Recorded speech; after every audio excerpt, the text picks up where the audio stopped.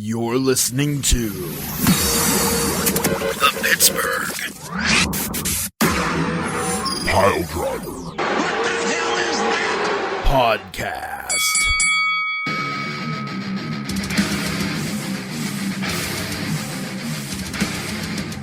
Ladies and gentlemen, it is Thursday, and that means the Pittsburgh Piledriver Podcast is online, and we are ready to go. You know we're going to talk wrestling. You know we're going to have picks. You know we do have an update on the standings of the coveted Chooserweight title. We are going to get into all of that and probably more. There's a lot of stuff going on in the wrestling world. Tonight is not a night to take a break.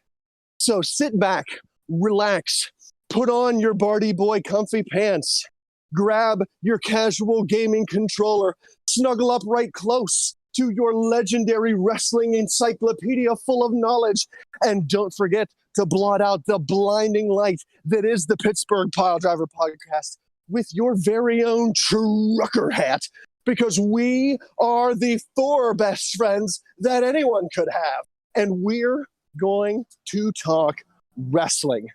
Pook the Bard, Beef the Legend, Tiger Bomb Tom, the Mad Champ, Trucker Hat Ransom. We're all here. We're ramped up. We're ready to go. Before we jump in to the two shows that we have to pick tonight, that's right, the two shows that we have to pick tonight, let's get an update on the standings, because I am sweating bullets this month. The Mad Champ has one reign in him once a year. This is his reign, forever dethroned. That was beautiful. That was absolutely beautiful. That was something else. Before we get into picks, though, I have some news that's internal. Tom, give me some fast count news. Well, really quick. This is a fast one. Our very own. Okay, you do is no fast. Music. Well, you know, our very own Beef the Legend. I gave you. Discord I couldn't hear you. it out. Discord fucked it. Discord, we've been telling you to get your shit together. Our very own Beef. Thank you. Our very own Beef the Legend was responded to by one Maxwell Jacob Friedman. And it was probably the nicest thing he's ever said to a fan. I would say damn near amicable. Damn near. Damn, sir. Yes. That's big news. That's big deal. I seen it. I seen it. And Somebody responded and said, "Oh, Beef, you know he's going to steal that, right?" And I said, "Lord, I freaking hope so." Man, I hope. That would be amazing. First, Vince McMahon steals Beef the Legend's ideas. Now MJF is stealing Beef the Legend's ideas. When is the legendary fella himself going to get his due? If he does, Listen, man, if he I does have take stories. if he does, Beef, I think we should consider you an AEW writer. Consultant. Give them a consultant fee. Send them an invoice. $49.99. The late great Eddie Guerrero stole my finishing move. He stole the lasso from El Paso, which I had distinctly named the Countdown months before. So, you know, and we know who the mole was there. Thanks, Steve Boop. I appreciate it. Boop. So yeah, I mean, you know, I just want some royalties, Max, or maybe an interview. An interview would be nice. We'll take an interview. $49.99, you idiot. We can say it because we're fans of the Inner Circle. Beef, where are the standings this month? I thought for sure that the Mad King would have been succinctly defunct by now, but for some reason, I seem to be clutching on to my Chooserweight title a la Steve Austin in his heel run. First of all, speak for yourself. We do have some Pinnacle fans here. Second of all, this is your weekly reminder, all of you out there, to bend the knee and give the man the respect he deserves. He's right. He gets maybe 5 to 8 weeks of this a year. So by God, bend the knee. Right now, though, the King is you're a better advocate than I am. I'm gonna be honest. Thanks, man. Oh, well, you know, I'm a fan of the Mad King. Right now, though, you're in like a Bugs Bunny sized stew pot right now because things are looking hairy. It's tight at the top, and it's not far behind. So right now, we're all in a spot of trouble because our very good friend Dave is leading with 37 points. Damn it. That is a big number. I think he's only missed like 3 points. I don't know. I didn't check the math on that, but I think he's only missed 3 points all month long. So Strategery has come through for Dave. What's the symbolism here? Right behind Dave is the Mad King himself, and your walking wrestling textbook, Beef the Legend, with 36 points. Following close behind there, we have Denny with 35. Following close behind Denny, we have Bob Gray. Allegedly. Heavy quotes, Bob Gray with 34. Allegedly. And then Tom with 33. Pat with 33. And Poot with 27. Bringing up the rear, baby. I'm taking a lot of risks. Listen, we have how many shows left? 3? We have 3. We have 2 this week and then 1 at the end of the month. What's the last one at the end of the month? Fight for the Fallen. Okay. I'm going to tell you now, I will put the kibosh on any sort of fucking Poot Eeyore collaboration on this podcast. It doesn't matter what I pick, or I'm already out of the run. Nope. My bing bong bang, I'm just going to go strum on my guitars. No, I don't want to hear any of that, because 27 points to what's the highest one, Beef? 37, so 10 points behind. 10-point difference is nothing. 3 events left to pick. Poot could outshine every single one of us come the end of this month. So no more naysaying by the Bard. It could very well happen super easily. Listen, I wasn't going to naysay a damn thing, because you know why? I'm going full Charlie Day this month. Wild card, baby. Like, I'm just going nuts. I'm going nuts this month. He has said that he's being very off the cuff, very crazy, and he's gotten crazy with it. And here's the thing. Last month when you got crazy with the Ransom, it led to your coronation. It won me the damn title is what it did. So, I mean, and again, to be very honest with you, there is a very real possibility that Ethan Page could have won that match last night, and it would have been perfectly imperfect, but good. Machine Gun Carl Anderson, not so much. But I'll fully admit that was a foolhardy pick. It sticks to the ethos, though. Win or lose, miserable fail, I'm sticking to my guns. So real quick, Beef. Dave, do it. So real quick, Beef. What if you have we don't have to review the stuff right now, like match wise and everything, but just curious what each of us picked right or wrong. If you have that easily. No. 2 seconds. Okay. Chicken malt licking, Daddy's head be ticking. Chicken malt lick? What? I will say, you heard him. Chicken, yeah, man. Chicken malt licking, Daddy's head be ticking. I will say that Fyter Fest was pretty well picked. Myself and no one else from the P3 picked it perfectly. Poot was wrong on Page and Anderson. Ransom was wrong on Brian Cage. And you were wrong on Penelope Ford, Tom. Well, I was. That was it? You were. Yeah. Well, that's what I'm saying. Like, razor thin. Yeah. Okay. Yeah. Because I didn't fucking. I didn't watch it, so I had no idea what happened. How many? Wow. I don't think I put many on Penelope Ford. 3, I believe. 3, I believe. God damn it. Yeah. Okay. Yeah. Now listen, hold up. Between this podcast and next week's podcast, we have what first? Money in the Bank first, then next week, Night 2? We'll do Money in the Bank and Fighter Fest Night 2 tonight, and then next week we won't have picks, and then the week after, I don't know. Let me look. No, what I'm asking is between now and next week. Next week we will have picks. We have events to watch.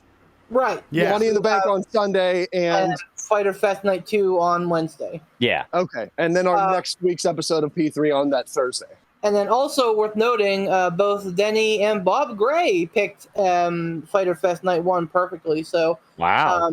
Jeez, oh man. By the way, I this would be throwing a complete fucking monkey wrench into everything, but Slammiversary is coming up this weekend too. No, I know. I'm just saying, it's there. Nobody watches Impact. I'm kidding. People do.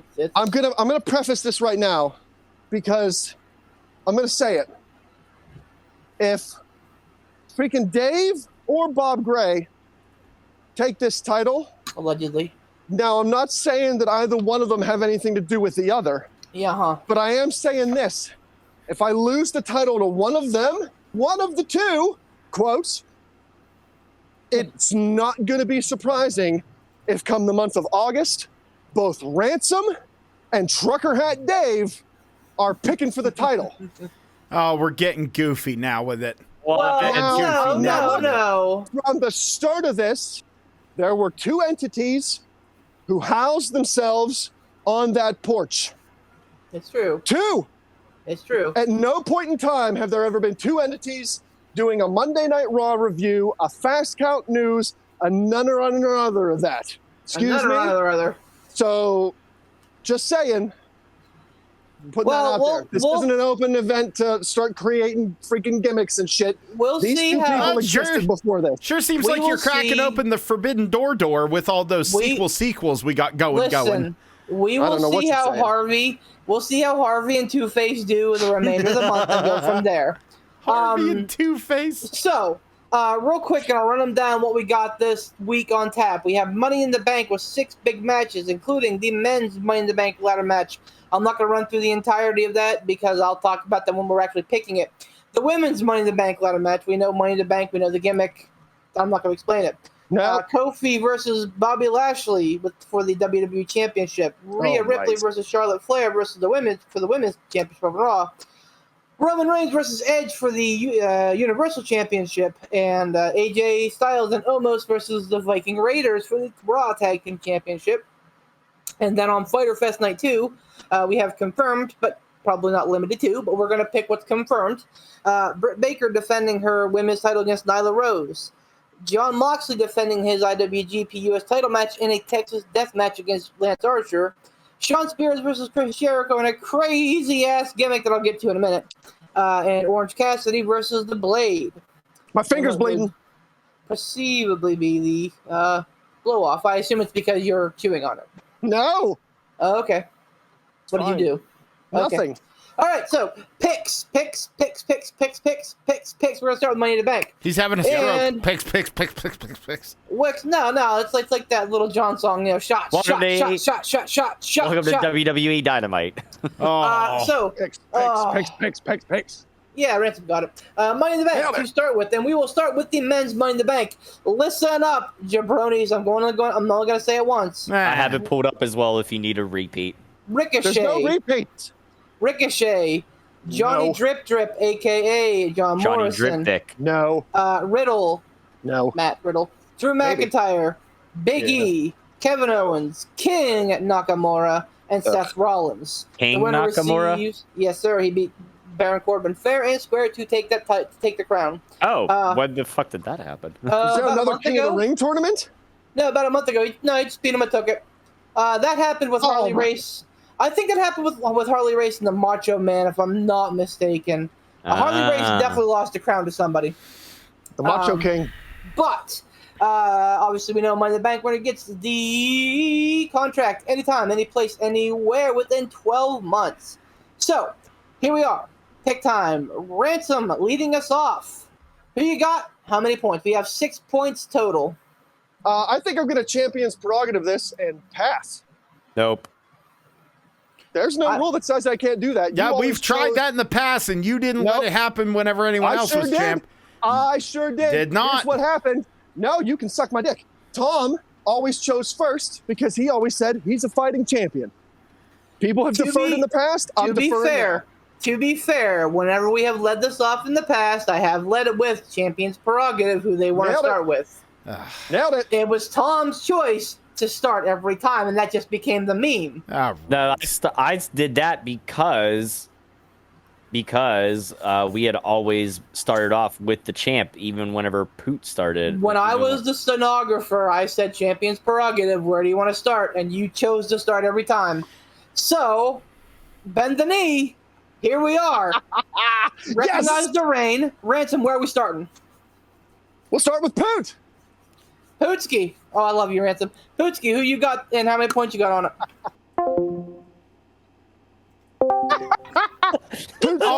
I'm sorry. Oh, no. I'm sorry. My Discord decided to have a stroke over all this fucking fuck you Poot. I'm sorry. Poot's out. Poot's out.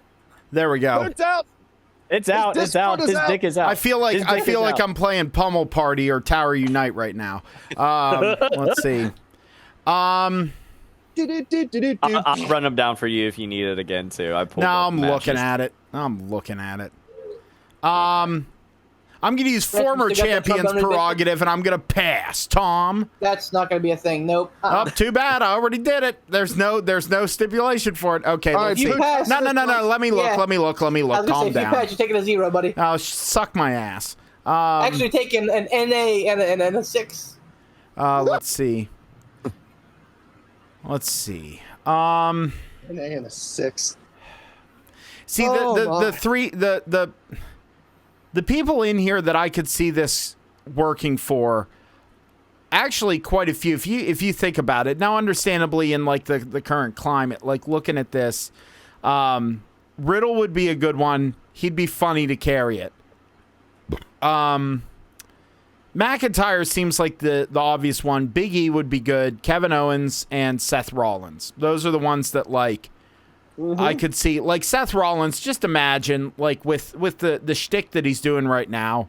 What is he doing right now? It's kind of the beef. If you'll correct me here on this, it's the kind of Messiah thing, but he's just like kind of being. Yeah, it's kind of an arrogant. extension of that. Yeah, it's kind of an extension. He's not the Friday Night Messiah, but he's the guy that basically saved wrestling. He's never said that up front. So he's still a smarmy dickbag guy. Oh my God, yes. Okay, good. Oh God. Yeah, that's why I didn't want to pick this one first because it's the worst. It's tough. Do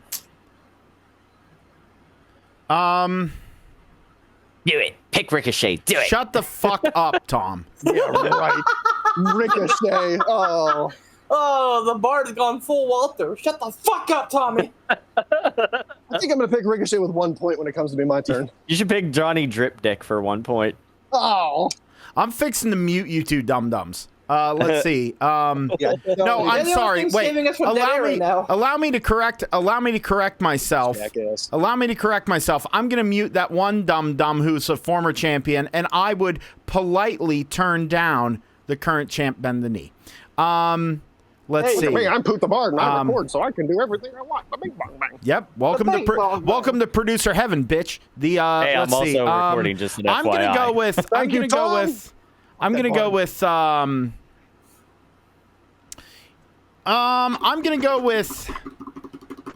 I'm gonna go with Big E for 3. Ooh. Big E Voda. I'm gonna go Big E for 3. Why not? I read the point toe down as E. That's not right. Ransom, who you got? Oh, everything. How many points did you wager? Everything. What did it cost you? Everything. So I'm in the same boat as Poot on this one. There are a few that I could see winning, a few more than others. Like Johnny Ric Flair Dick, no. Ricochet, not a chance in hell. I highly doubt Nakamura's going to win because they had all the chance in the world to do something with him when he was fresh up, and they turned him into Kung Pao kick dick. So like, oh my God. Wow. No, I don't care. Well, I don't see that. What's the point? What's the point of trying to push him now? Like, what? No. Just the nickname. That was a fucking mouthful. Kung Pao kick dick. These are jokes, everybody. It's just fucking. No. It was just a mouthful. It was an alliteration. Fucking. Like I'm sure someone out there is going to be all hashtag and stomp the Asian hate. I don't want to hear it. It's a joke. Kevin Owens, maybe.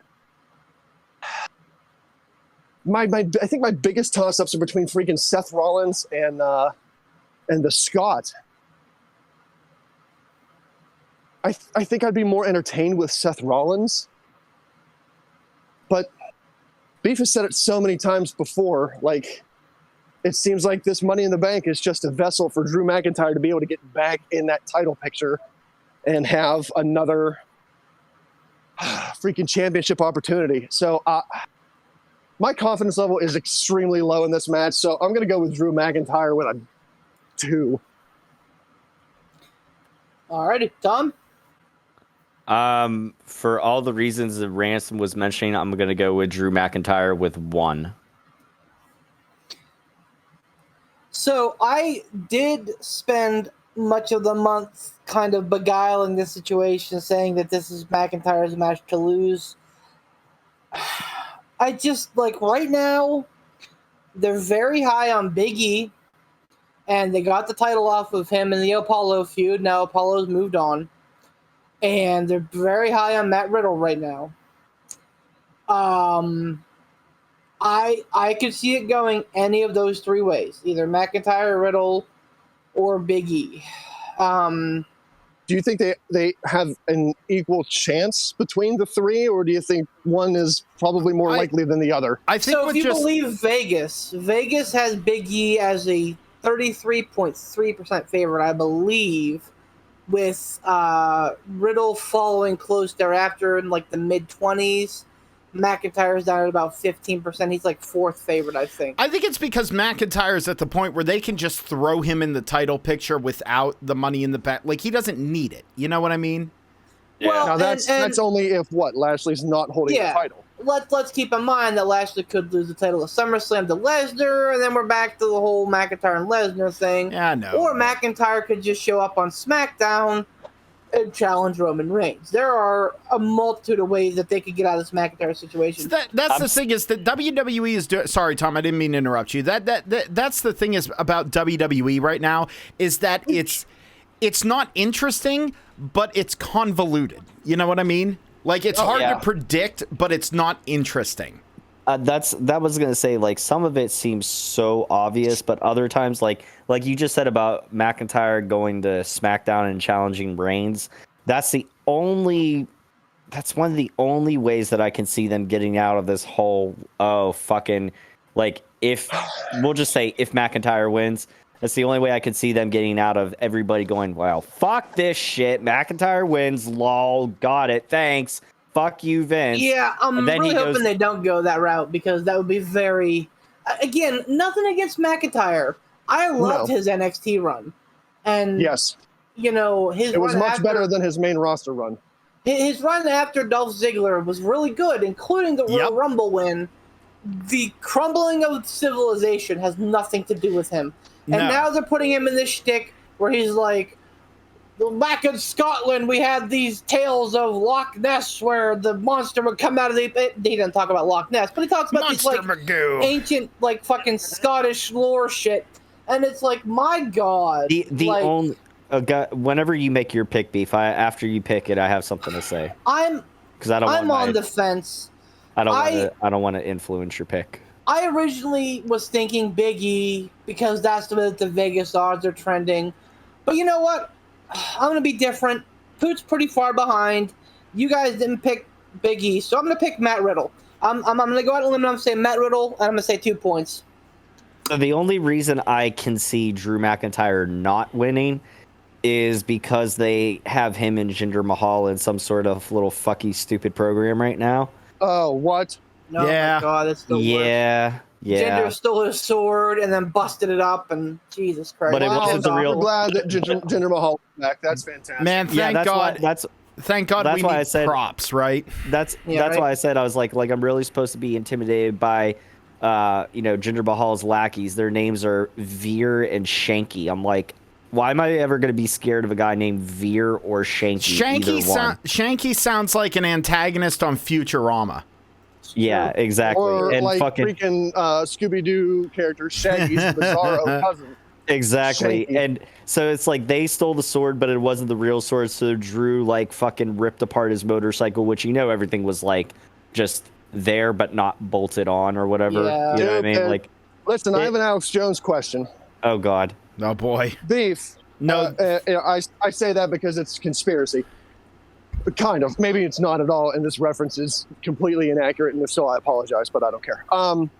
Beef, what are the odds that Vince or someone in Vince's inner circle is watching the Vegas odds, good Lord, and are saying like, oh, they're predicting this guy to win? Well, we're going to swerve so that we can chuckle to ourselves and purposely make this guy win because the trends are going this way. They've done it before. Well, no one has ever said they've done it before, but there have been people heavily favored before the match, and then the match flip-flops and somebody else wins. And that's because they change it?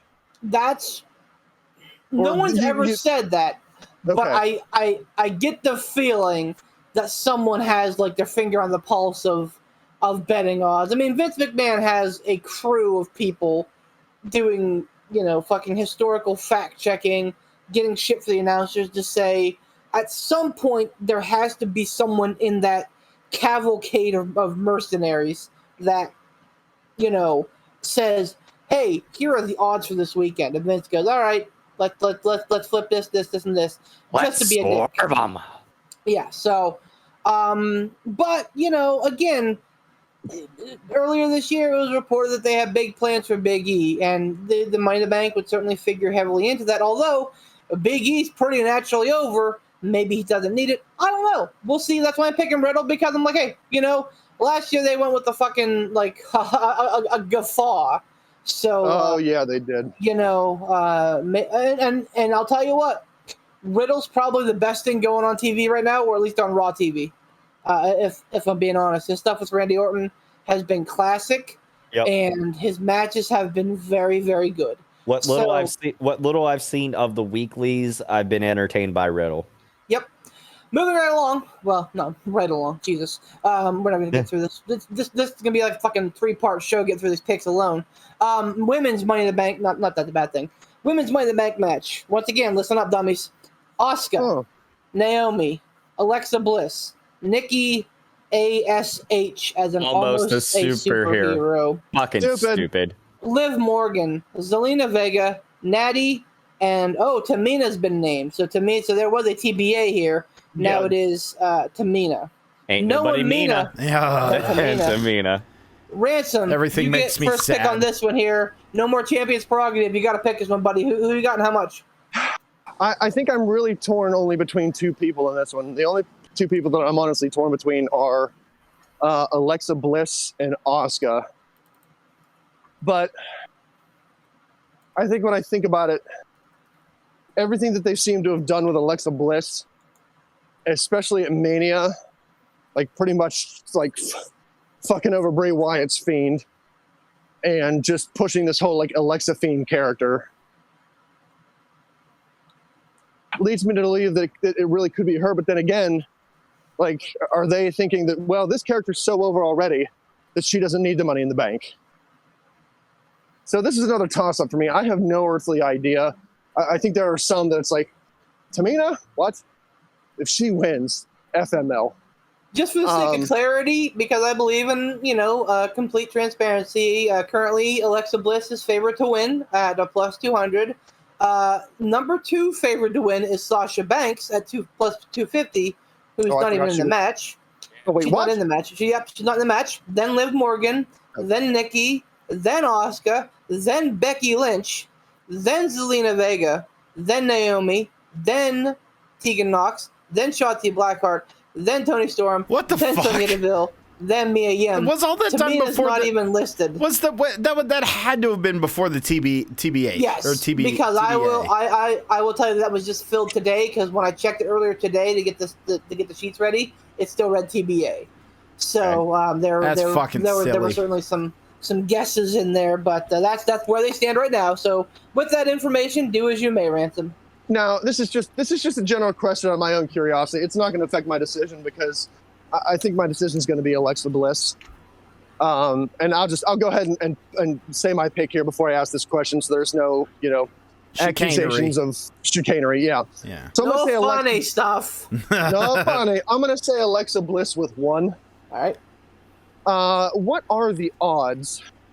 And maybe this gives you guys a little bit of an advantage or not. Honestly, I don't care. I'm in it for the discussion. What are the odds that somebody does wind up getting replaced?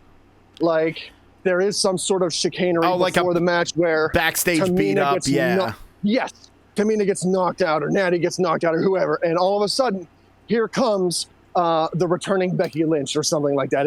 What are the odds that you think of something like that happening? They've done that shit before, man. Yeah. That's how, who was it in the Hell in a Cell? Edge won Hell in a Cell that way.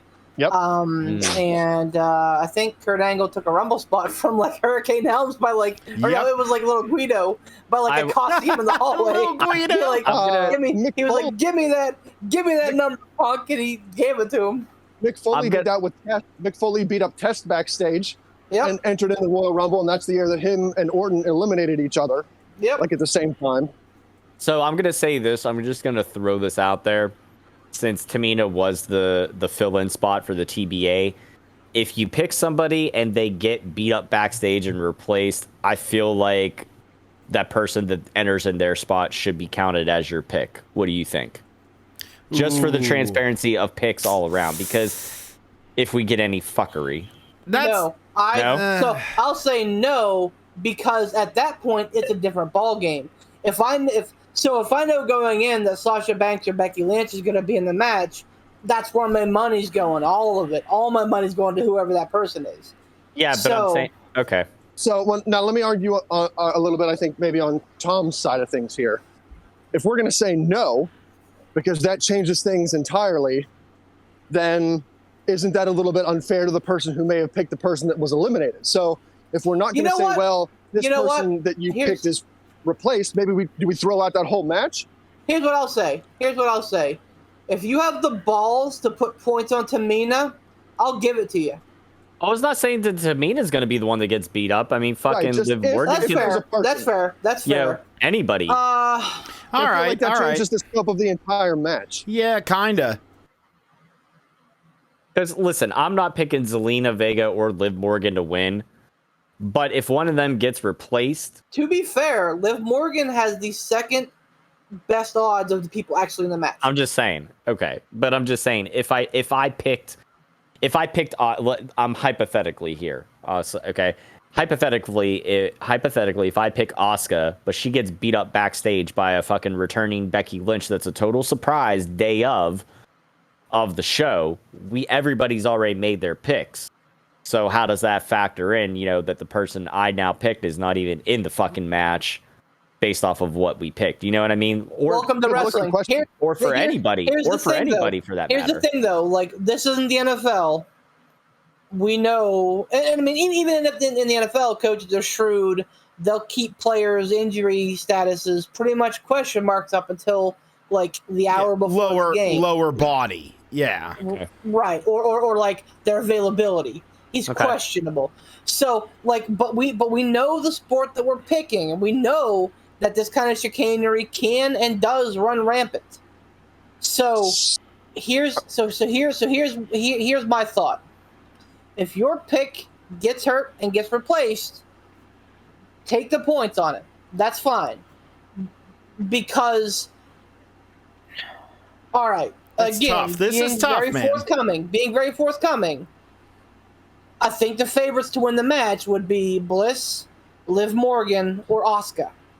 I think anybody else, and you're throwing your fucking pick away. Yeah. So, now, let me ask you this, though. Outside of scope, thinking, okay, this person, like Zelina Vega, for example, if I had to pin one person and say this person's probably going to be hurt and replaced, it would be Zelina Vega, because A, her husband just debuted on AEW. B, she's expendable. C, she doesn't have that wide breadth of a wrestling background. She's a great manager. She's an awesome manager. She's not a wrestler. So yeah. So, for example, if you're going to try and get out in front of the curve, power to you. Just make sure you make the right pick. So what I guess so we're saying after all of that, are you saying that yes, if you pick someone and they're replaced, you get that replacement as your pick, or you're done? Yep. That officially becomes the TBA. So, for example, if you pick Tamina, You put 5 points on it. Tamina gets hurt, and it's Sasha Banks as a replacement. Sasha Banks wins. You get those 5 points. I just wanted to make sure. I'm down. I'm down with that. I'm just wanted to make sure, regardless of who we're picking. Yep. Because I think in the past we've discussed, like, when there's been some things that have been questionable, we've taken it case by case. So I just wanted to make sure for this. I don't care one way or the other. I just want to make sure we know what we're doing across the board, and everybody else knows what they're doing across the board. Good call out. Good call out. Yeah, we're all on the same page. Said, yeah. Tom, who was your pick for this match, and what is your points? So I'm gonna go with Alexa Bliss, and I'm gonna put all 6 on it. Oh! Wow! Balls. Tom's shooting himself up in the leaderboard position right there. I have It's gonna be the one. Because some of the other ones seem like almost foregone conclusions. I gotta take a risk somewhere, point wise. No, I sat down and I looked at my picks earlier, and I figured out who I wanted to pick, and I pretty much have that. When I do that the day of, I try to have it set in stone. That way I can't be like swayed out of it. That way I'm like I can't be talked out of it. I did that with the Riddle pick. I'm not going to do that with this pick. I'm going to stand pat, and I'm going to say Alexa Bliss for 3 points. All right, since you have your pick locked in, who are you going to talk yourself out of? Who are you going to talk yourself into? I'll let Poot pick first. Okay. Who are you thinking? Man, I am really tempted to pick Nikki ASH. Get weird with it, because it would kind of have that Otis vibe. Mm-hmm. You know what I mean? Yep. Like, yeah, except much more believable because Nikki Cross is and like talented. it's one of those things that I think, because this is apparently she came up with that gimmick. Apparently she did. Like, she was the one who, put her eggs in that basket when I want to try something new and try something different. And the thing with Nikki is that it's endearing. You know what I mean? It's endearing. Yes. So you know what? I'm going to have this be my 1 point. I'm going to get weird with it. I'm sticking to my guns. I'm going to do Nikki ASH for 1 point. I was thinking about switching over to Liv Morgan. Wow. They've had some back and forth with her and Sonya. When Zelina Vega was inserted, Liv had to fight for her spot.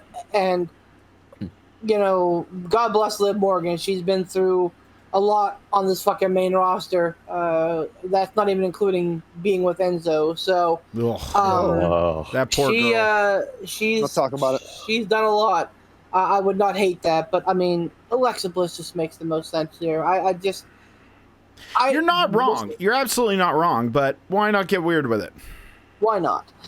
Speaking of getting weird with it, we have a tag team title match out of nowhere. The Viking Raiders are challenging AJ Styles and Omos for those Raw tag team titles. It is Tom's pick, I believe.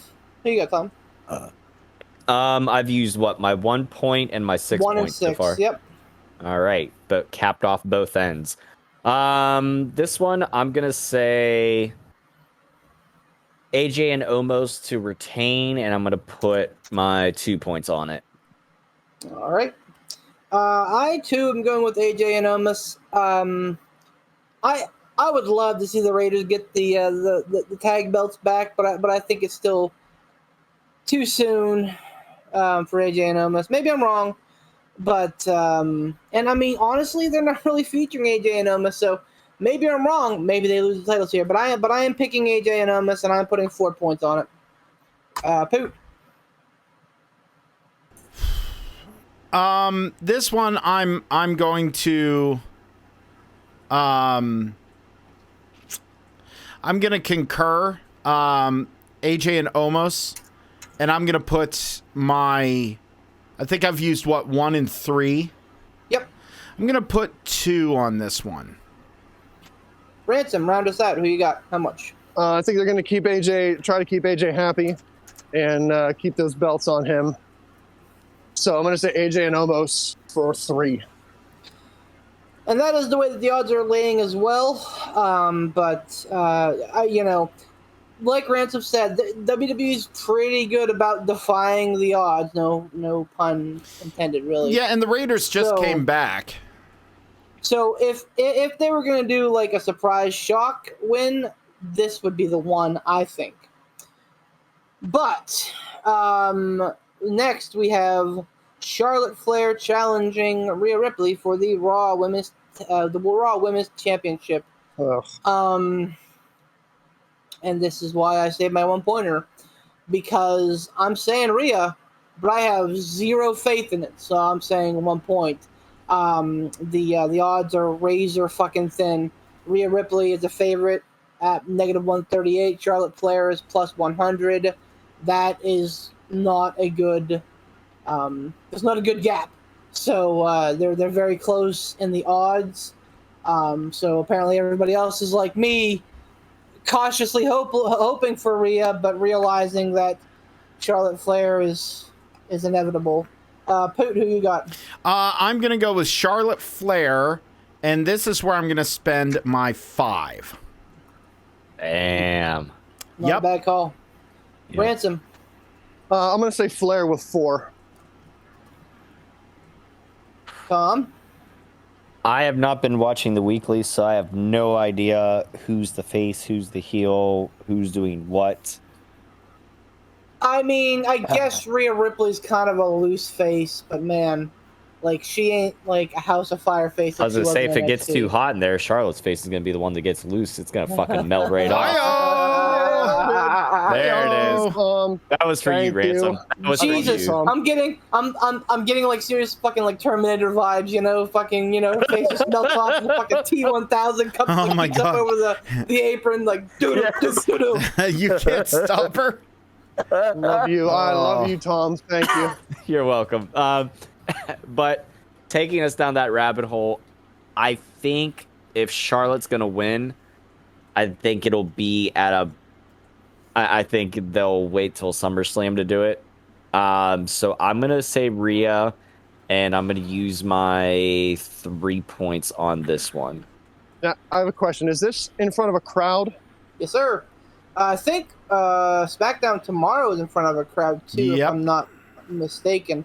Is Raw back in front of a crowd yet, or no? No. Monday will be the first time. Okay. So I think we saw the last of the Thunderdome on Monday night. I thought I heard them say something about that either. I think I might have... Yeah, because I started to put Raw on. I don't know why. And then I saw that Nikki ASH, and that's whenever I was like messaging you guys. I'm like, why the fuck do I even have this on, even as background noise? Like, why? Just why? Did everybody pick this one yet? Yeah. I picked Rhea for 3 points. Yep. So since everybody picked this one, I'm going to say I feel like in normal circumstances, I think it was Tom that said it. Yeah. And, if I'm wrong, I apologize. I think in normal circumstances, it was they would wait to put the belt on Charlotte at one of the bigger ones. But since this is the first pay-per-vent back in front of a large crowd, I feel like they're going to have at least one big change, whether that incites a huge uproar boo or whether that incites a huge uproar cheer. I really feel like they're going to do something big since this is the first one that they're back in front of a big crowd. Or is this not the first event that they're back in front of a crowd? It is. Nope, it is. Okay. Not counting it. If you don't count this coming SmackDown before. I'm very confused why they would move SmackDown from the Thunderdome 2 days before. I understand it. I get it, because everything sounds better in front of more people. 100%. But I mean, like, just save your load 2 more days and make the pay-per-view that much more satisfying. Giggity. Yeah. Yep. Fuck. Yeah, but all points are equal, and like I said, this feud has been fucky. We've all just been waiting for this shoe to drop. If it's not now, it's probably going to be SummerSlam, because Raw is not AEW. It does not believe in developing new talent. Let's work with the old guard. Speaking of the old guard, we have Edge versus Roman Reigns for the Universal title. No funny business, just a straight up singles match. Pootski, who you got? That you said Reigns Edge. Yeah, Edge versus Roman Reigns for the Universal title. This is where I'm gonna use my. This is where I'm gonna use. Oh Lord, I'm gonna use my my 6 on. It's gonna be Roman Reigns. Ransom. Yeah, go ahead. Oh, No, I'm sorry. Go ahead, Poop. No, go. I'm sorry. I'm foolish. No, I'm gonna use my 6 here. No, we'll use my 6. We're good. okay. We're good. We're good. Yeah, I'm good. Go on. So these 2 title matches here have me a little less certain than I normally would be. Would you say Again, they have you on Edge? Oh, damn. I'm so proud but so disappointed. Yeah. As a dad, I'm proud of that joke, but at the same time, I'm disappointed in beef. Just in general. That's fair. I feel like the first event back in front of a crowd, a big title change would mean a super big pop. But I don't know that they necessarily give a shit that much about the fans to do that. I think the biggest pop would probably be here if Edge took it off of Roman Reigns. But I feel like, again, I'm bringing logic into it, which never seems to bode well in the WWE arena. Well, and the one thing to think about is that we remember WrestleMania where, like, the crowd was hot, and yet they were, like, muting and forcing things in. So, like, That's fair. Fans may be coming back in, but I don't think Vince is relinquishing all that control just yet. Yeah. Yeah.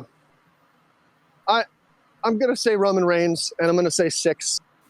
But, again, I don't think it's going to surprise me if they give it to Edge for the big first in front of a crowd, feel good, returning hero, wins the belt, just to take it off of him in, a month or a couple weeks. I don't know. But that's my pick. Tom? I'm gonna pick Roman Reigns for. I have 4 and 5 left. That's it, right? You are correct, sir. Yeah, I'll put 5 points on Roman. It's the big dog all day, all night. There's no ifs, ands, or buts. I would love to see Edge, and I'd love to see a big win like Ransom said, but the Ransom, my God. Well, yeah, the Ransom loss has to be a big deal, but so does the Reigns loss. The Roman Reigns loss has to be a big deal. And it may come at SummerSlam, it may come against John Cena, or maybe not. We'll see. They've been. On that note, I've been hearing reports that that Cena match against Reigns might not even happen because of the fact that Cena is filming some sort of other movie or something like that. And nope, I read a report yesterday that none of Cena's filming conflicts will affect that. Mess with SummerSlam. He may put stuff out there, deterring that to keep to keep it fresh and surprising. But yeah, the filming schedules don't lie, man, don't lie. We're moving right along, and we're finishing strong with Bobby Lashley. Wait, how many points did you have on Reigns? Thank you. Good call. 5. Thank you. And we're finishing with Lashley versus Kofi Kingston for the WWE title. I believe. Who picked that one first? I think Poop picked that one. Poop did. That one? Yeah, so, I did. Ransom, you're up for Lashley versus Kofi. So this is my 5-pointer, and again, this is another one where I have conflicts because I could see 2 different scenarios playing out. I can see Lashley retaining. Drew McIntyre gets his chance at Lashley after winning Money in the Bank. That's how Drew McIntyre gets that belt back. Or I see Kofi winning, and Big E wins the Money in the Bank, and this puts the full and final conflict between the New Day together, which would potentially break up that group in its entirety by having Big E cash in on Kofi and win the title from Kofi. Again, I don't know how feasible each one of these are, or if one is more likely to happen than the other, or if one is completely unlikely to happen. But I think for the sake of me not knowing anything, I'm going to say Bobby Lashley with the fiver. Tom, who you got? This is one I was actually kind of wrestling with, no pun intended, because I was thinking either this match or the Edge Reigns match that the challenger could win by DQ, but the champion retain. Ooh. I was thinking that, I was debating it, but then I was like, I was really trying to come up with a scenario in my head where how this might apply, and I just couldn't come to a good conclusion, but I'm going to pick Bobby Lashley to retain. So I pick Lashley to win. And with 4 points, right? Yep. Yeah, whatever is remaining, that should be my 4-pointer. I am going Lashley as well, because as big of a deal as it is to get Money in the Bank in front of people, I think they're really viewing their coming out party as SummerSlam. Allegiant Stadium with like 40, maybe 50,000 in there. It's going to be electric. It's going to be a big deal. Boogie woogie. And it's going to be exciting. So I think they're really kind of, if they're smart, holding their cards until then. But I'm picking, yes. I was going to say that, and I agree with something that I believe Beef said earlier, is let's really face it. Even though it's going to be back in front of a crowd of people, Vince is still at the helm. Yep. So I wouldn't expect any shocking changes just yet. So Yep. And I'm sticking with Lashley with 6 points on that. Poot, round us out. Lashley, and that would be my 4. Yes, sir. All right, so I'm going to run down Money in the Bank real quick. I'm picking Riddle for 2. Poot's picking Big E for 3. Ransom has McIntyre for 2. Tom has McIntyre for 1. I'm picking Bliss for 3. Poot's picking Nikki for 1. Ransom and Bliss for 1. Tom Bliss for 6. AJ and Omos are across the board. 4 for me, 2 for Poot, 3 for Ransom, 2 for Tom. Charlotte and Rhea were split house. I got Rhea with 1 point. Poot has Flair with 5. Ransom has Flair with 4. Tom has Rhea with 3. We're across the board on Roman. 5 for me, 6 for Poot, 6 for Ransom, 5 for Tom. And we're across the board on Lashley. 6 for me, 4 for Poot, 5 for Ransom, 4 for Tom. Moving on to the ladder event later on next week will be Fyter Fest Night 2.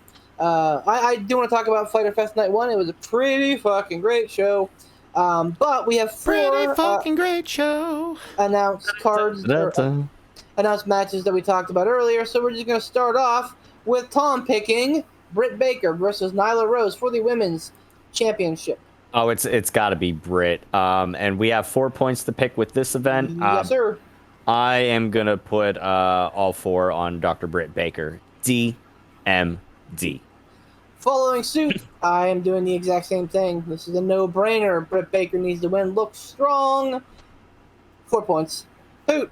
Britt Baker, DMD, 4 points. Ransom. Britt Baker, 3 points. Oh, you broke up the clean sweep. How dare you, sir? Apologies. All right, moving on. We have Jan Moxley. Now you gotta do it way longer than that. It's gotta be like at least like a 5-minute thing. Discord will cut him out. Yep, it will. It will. So we have Moxley versus Archer for the IWGP US title match in a Texas death match. Now, what is a Texas death match? I don't know. It's a death match, baby. No, I mean, like, because we match. thought we knew what a fucking strap match was, but apparently they decided to change the rules on that. That's a traditional strap match rule. Like, I mean, to be fair. A 4 corners match. That's true. Like, that when yeah, I guess. I don't know. So, when they had their Texas death match in New Japan. NJ, yeah. Okay. I don't remember. I thought it was just like another word for no DQ.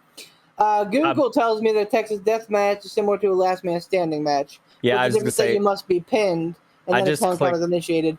So I just clicked on the Macho thing Man from versus Crush. Yeah, I clicked on the thing from Wikipedia, and it says a variant of the Last Man Standing match is the Texas Death Match, aka Mexican Death Match, or Armageddon Rules Match, in which a wrestler must be pinned or made to submit / rendered unconscious before the referee will begin the 10 count. Some of these matches have been known to last for hours, including that one that Dory Funk participated in that went on for more than 4 hours. Jesus, fuck me running.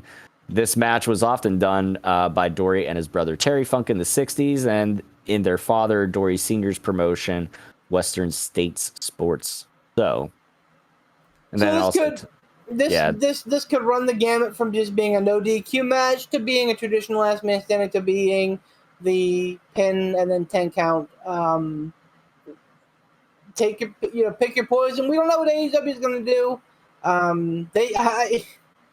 Sometimes I feel like they don't know what they're going to do with some of these match rules, but that's okay. I'll give them a little bit on that. Regardless, we know that this is going to be a situation where there's not going to be any rules. Yeah. So we have Archer, the challenger, Moxley, the champion. I am picking Lance Archer for 1 point. Ooh. Wow, Archer for 1 point, huh? Wow. I am gonna go with. You know what? I'll get weird with you, Beef. Why not? I'll do Archer for 1 as well. Ransom? I'm going to say Jon Moxley for 1. Tom? I'm with you on that one, Ransom. Moxley for 1. We are not a... I guess the match stipulation kind of adds to the uncertainty. I just feel like they're doing a better job of focusing on the IWGP US title than New Japan is. Even with New Japan's Strong Style television show, we're still getting more of a focus on AEW with that title. So this is a good chance to put some gold on Lance Archer and feature him. I could be wrong, but that's why I put 1 point. All right, so in the first of the Trials of Jericho, for those not initiated, back when I think Cody faced Max, Max made Cody do something similar where he had to do so many things. I'm sorry, the Labors of Jericho is what this is called, likening it to the labors of I believe Hercules from Greek mythology. Yep. So basically, Jericho has to do 5 things up to and including beating MJF. I think in order to get, he may have to do the 5 things before. I don't know. Regardless, the first of these things that Jericho has to do to face MJF is face Shawn Spears. With the idea is that Shawn Spears can use a chair, Chris Jericho cannot. Poot, kick us off. All right, I'm gonna go with Jericho, and this is gonna be my 3. Ransom? Yeah, this is Jericho, and this is my 4. If they're building up to a blow-off between Jericho and MJF, and one of the things that Jericho has to do is beat Shawn Spears. He doesn't have to beat. He has to survive the matches. I apologize. He has to survive the match. Is there a timer on it? No. What does he mean by survive? Well, just not die. No. Just not die. Oh, so there can't be a celebrated live TV homicide. Yeah, I feel like that's just like phrasing and conjecture to make it feel more dramatic. So the Sportster has it written thusly: he has to endure the 5 labors of Jericho. MJF is going to make Jericho battle through 5 matches before he can get to him. I think you're reading too much into the phraseology there, Cowboy. Nope. MJF at no point said anything about Jericho having to win a match. What's the symbology of the labors of Jericho? It's a Herculean thing from. No, I was being a smartass. Oh, symbology. What's the symbolism? All right. Yeah, I'm still gonna say Jericho with 4 because I already said it, but I guess that changes my confidence in the match. I was under the impression that Jericho had to beat these opponents that MJF threw in front of him in order to get a title shot, or in order to get a match against MJF. And if that was the case, all of them should be no-brainers because Jericho's definitely going to get a match against MJF. Like, why wouldn't he? That's the match that everybody wants to see. But if he just has to survive it, that makes it a little less certain because, in all honesty, Jericho could be beaten and bludgeoned by every single opponent that MJF puts in front of him and lose every single match, only to come back and stand victorious against MJF, and that being the only match in this series that he wins. Yep. But too little, too late. I'm already got 4 on Jericho. And I think that this is definitely a gray area, and being that this is the first match of the aforementioned Labors of Jericho, which MJF actually said he stole the idea from Jericho when Jericho made Moxley face each member of the Inner Circle to get to him. So a little bit of the tie-in there. I just, like, I feel like they leave a lot of gray area here so that Jericho could lose a match along the way and still have a match with MJF. So there's not a lot of, black and white here. Tom, what do you think?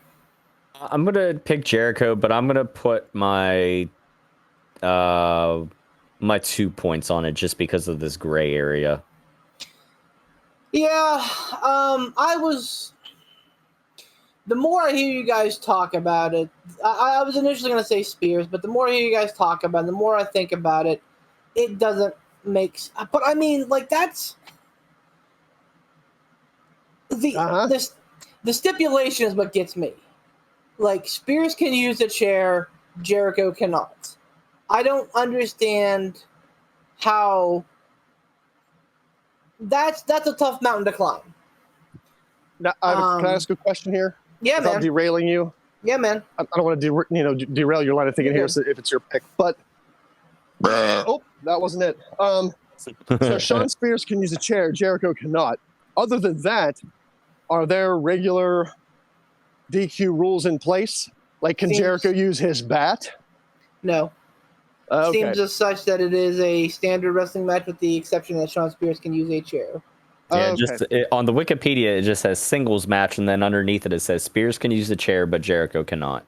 Understood. Thank you.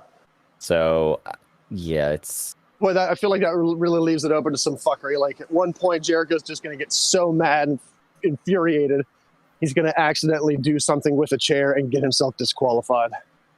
So, I'm going to go ahead and pick Jericho here, because I think it is the same thing to do. It would... If this were like the 3rd or the 4th Labor of Jericho, I could see Spears winning. But I think that Jericho has to get some traction under him. It's probably going to come down to a chair shot. Spears is going to miss. It's going to come off, bounce off of the rope. It's going to hit him in the head. Jericho's going to hit him with a Judas effect. That's probably what's going to happen. But I'm picking Jericho here. I'm sticking with my 2 points, though, that I originally had slotted for Spears. So I'm going to go ahead and go Jericho for 2. And then finally, we have Orange Cassidy versus The Blade. Ransom, you're up. Killer. This is the last one? Yep. Yes, sir. I'm going to say whatever point I've got left on, I don't fucking know, Orange Cassidy. Go for it. Tom. That's 2 points, by the way, Ransom. What has been the feud leading up to this? Why? Back and forth. They had, I think it originally started with Best Friends and Butcher and Blade.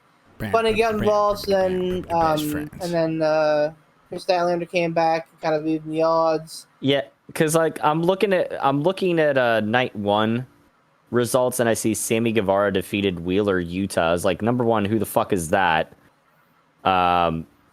Defeated Wheeler Yuta with Chuck Taylor and Orange Cassidy, and I'm like, what? I was like, I don't pick that match. No.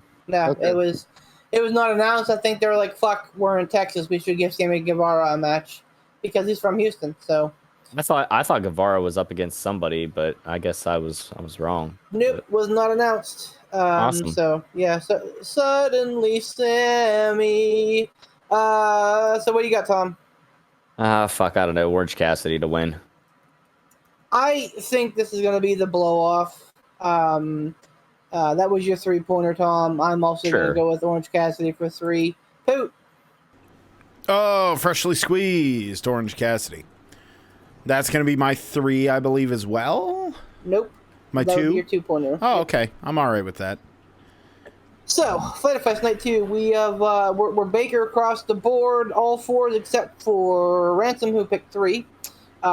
We are split on Archer and Moxley. Poot and I picking Archer for 1 point. Ransom and Tom picking Moxley for 1 point. We're across the board on Jericho with 2 for me, 3 for Poot, 4 for Ransom, 2 for Tom. And Orange Cassidy we're across the board on as well for 3 for me, 2 for Poot, 2 for Ransom, and 3 for Tom. That is our picks for the week. Locked and loaded. Woo! Now we need to hear from you guys, Dave and Bob, as well as Pat and Denny. We will be expecting your picks as usual, no later than Saturday by noon. But by the time you hear this, you probably have already gotten them into us. Probably, definitely, because if you hear this before you get your picks in, disqualified. You're fired. So I know it's kind of a left-hand turn out of picks and everything because that was a little bit of a haul that we had there. But one of the big things in wrestling news that I think kind of came out was the passing of Mr. Wonderful himself, Paul Orndorff. Passed away on July 12th of this year. Big P. Yeah.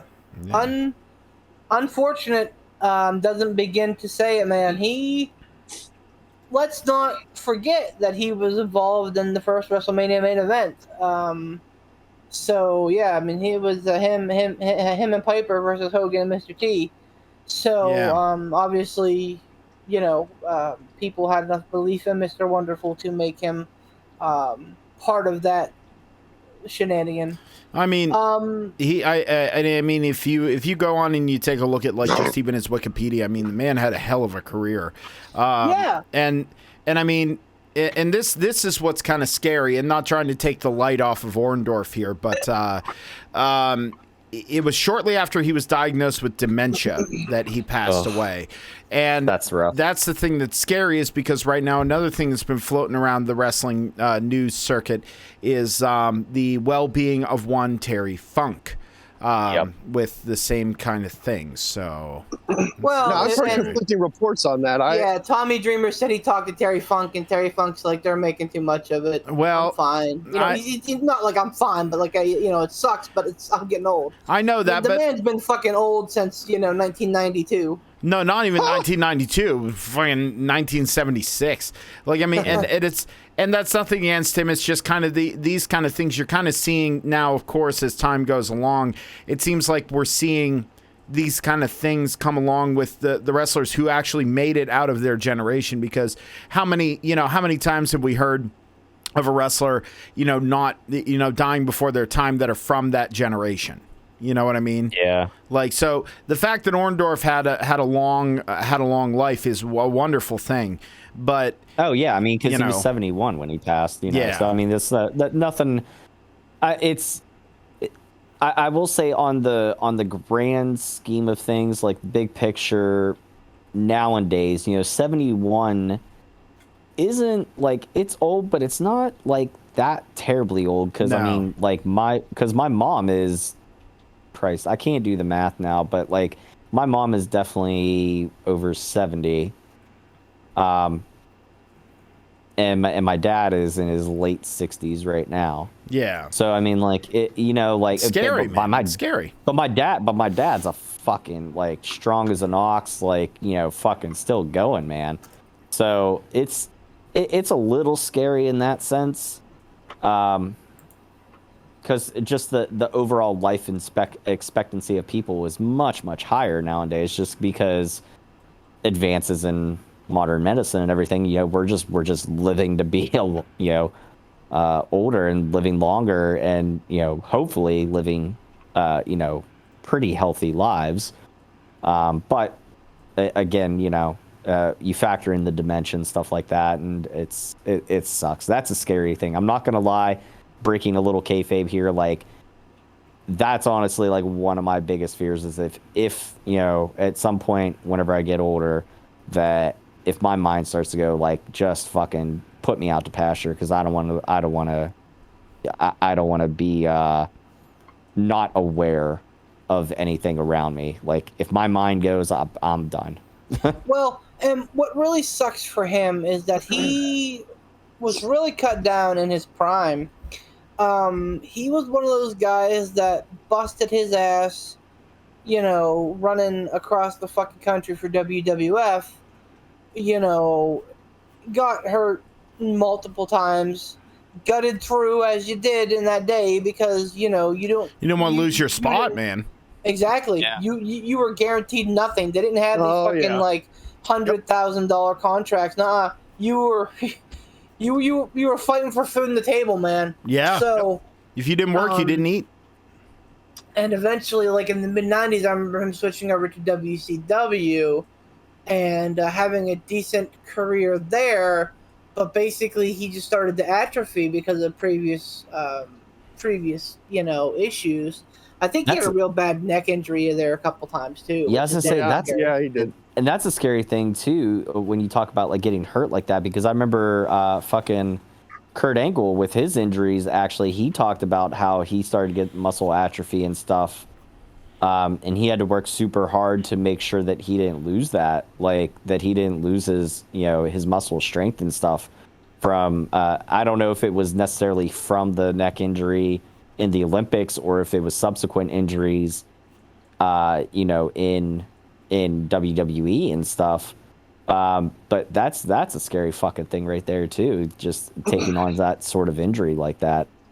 Now I don't want to belabor on the darkness and the downside and the sorrow that is happening at this point. So I know we have a lot of other wrestling stuff to talk about, but I will say this before I want to move away from this just because we have a lot to talk about. But on a little bit of a lighter note, if Terry Funk can make it out of this world without succumbing to some sort of dementia after all the chair shots that man has taken over the course of his life, he's made out of freaking steel. Oh, yeah. Yeah. That dude, like, it's terrible to say, but with all the chair shots to the unprotected chair shots to the head that dude has taken, he should have had dementia 50 years ago. Him and if his mind is still good, I mean, for his age, if his mind is still good, Lord Almighty, whatever genes that dude has, I hope he passed them down to someone because they are awesome. Man, some people are just built differently, dude. Like they just are. Some people are just built different. Yep. And so, Beef, what? Oh, I'm sorry. Go ahead. No. I was just gonna say, as far as Terry Funk goes, like he'll be clawing and fighting till the day he's gone, man. Like, regardless of whether the reports are true or greatly exaggerated, man, he's gonna have to be like when they go to pull the plug, he's gonna jump out of the bed and go, nope. Well, he's gonna be throwing fists left and right. Yep. Blindly as he always does. That's the old. What's the old phrase? Die with your boots on. You know what I mean? Oh my God, that'll be Terry Funk. That'll be Terry Funk for sure. Absolutely. Yes, sir. 100%. But yeah, rest in peace, Mr. Wonderful. Great, respected wrestler. One of the best during that era in the ring. That's why he was called Mr. Wonderful. So. Yep. Now, Beef, was there? And I can't because I think I read through the group chat in a sleepy haze at one point. Were there a bunch of recent call-ups from NXT to the main roster? Fuck, get the fuck out of here, man. Yes, there were. I feel like that does bear mentioning as terrible as that can be. I don't like being so negative on this podcast, and that's why we talk about AEW and NXT a lot. Because it's like, man, like there's a lot to really deconstruct of the McMahon region. region, the McMahon regime. But yeah, man. So Friday night they had Shotzi, no more Blackheart, and apparently no more Tegan Knox. Wait. So it's just Shotzi now? Shotzi and Knox is how they're referred to on SmackDown. Holy shit. Yeah. Well, and here's the kicker, man. Like, Shotzi and Ember had a great thing going in NXT. They were a great tag team. And I don't think she's going to be the old man's cup of tea. I think they were pulled up because they need bodies on SmackDown. Yep, 100%. Because they got no one. Now with Bayley hurt, they pushed up a match with Bianca versus Carmella on Friday night because, it's a fucking throwaway match. Sasha Banks is missing, and Natty and Tamina. No, she's just when you lose a big match like that, it's always good to kind of take a wide breath, much like Seth Rollins did. Okay, so that's fair enough. Smart booking. And now, Bayley's hurt. So and Natty and Tamina are the tag team champions, which means that they're doing their own thing. So realistically, outside of fucking Carmella and Bianca, nobody. I guess they do have, or no, Naomi's on Raw now, so yeah, it's fucking nobody. Well, no, I was gonna say Naomi and Tamina since they're the women's tag team champions, they can go back. Natty and Tamina. Who'd I say? Naomi. Oh, sorry, whatever. Natty and Tamina are both SmackDown wrestlers, but yeah, but they can go from show to show just like Nia and Shayna did. Right, but I was either explaining because they're kind of doing their thing in the women's division, tag team division, like that leaves nobody left for Bianca. Oh, Literally nobody. Right. Like taking on Carmella after that, so I think that's kind of pressed the issue with Shotzi and Tegan because it's very clear that Triple H had some ideas in mind. Tegan just came back at Great American Bash and literally a week ago Wednesday. And was instrumental in costing the way their tag team title. So I think that she was going to feud with Candice because Candice is the one who put her out, and it looked like they were leading that way. Speaking of, sorry to interject. Speaking of tag team champions, I completely forgot, and I don't know if they've been featuring them or not, but the fact that we have father-son Mysterio as the SmackDown tag team champions, I don't know. I started looking up the superstar list because I want to see. Nobody cares, Tom. Moving back to Shotzi and Tegan. I wanted to see who the SmackDown superstars were in the women's. And that's how thin the rosters are right now. It's just like, I don't know. There's tons of bad decisions. Like, why do you break the New Day? Like, why do you have the Uso be lackeys? Realistically, you got the Viking Raiders. You got AJ and Omos, who knows how long that's going to last. That's not even a viable tag team. RK Bro, which would be a fun little romp, but I don't think it's going to be anything serious for a long time. So real quick, as far as SmackDown superstars go, looking at the women that are listed here, I'm going to skip some of the obvious ones that are like Kayla Braxton because she's not a wrestler. You got Bayley, Bianca, Carmella. They have Liv Morgan. They have Maurice listed. They have Natalia. Yeah, they have Natalia. This one confused me. They have Paige listed as a SmackDown superstar. I don't know why. Sasha. You have Shotzi listed. Tamina. Tegan Knox and Zelina Vega. Are they just calling her Shotzi? Yep. Yeah. God, Shotzi. Here's the kicker. Tegan Knox lost her first name, apparently. Now, we're going off of one episode, but on that episode, they were referred to as Shotzi and Knox. God damn it. Like, what? As a tag team? So together? Yeah. Well, they came out, they debuted on last week's SmackDown, and they beat Natty and Tamina, the champions. I find it incredibly... Well, I mean, maybe that was their ham-fisted way of trying to establish to people who don't watch NXT because they're dumb. The thing that bothers me is that the reasoning and the rationale, which we've heard before, is that like they've said whenever they have people lose their first or last names and they alter it and shorten it, is because they're like, oh, it's easier to remember for fans. It's easier for this, easier for that. Like, fucking quit insulting our intelligence. That's fucking stupid. Like, and plus, Shotzi, like, that, like, just doesn't have the same ring as Shotzi Blackheart. You know what I mean? And the same thing with Tegan Knox. Tegan is the fun part of that. It's like they're trying to eliminate the fun parts of things. Poot, real quick, can you hit me with some Fast Count News music, please? Yes, I can. 1 second. That's perfect, bro. Because here I come back with this bullshit. Per a WrestleZone report. Damn it. Did you cackle? Goldberg is set to make his WWE return this week, and it will lead to a major match at SummerSlam. Oh, God fucking damn it. Oh, Tom, are you going to be the next one to back out of Discord? Oh, he's so upset. Oh, he's so mad. There he goes. Ransom, go get your basement trombone.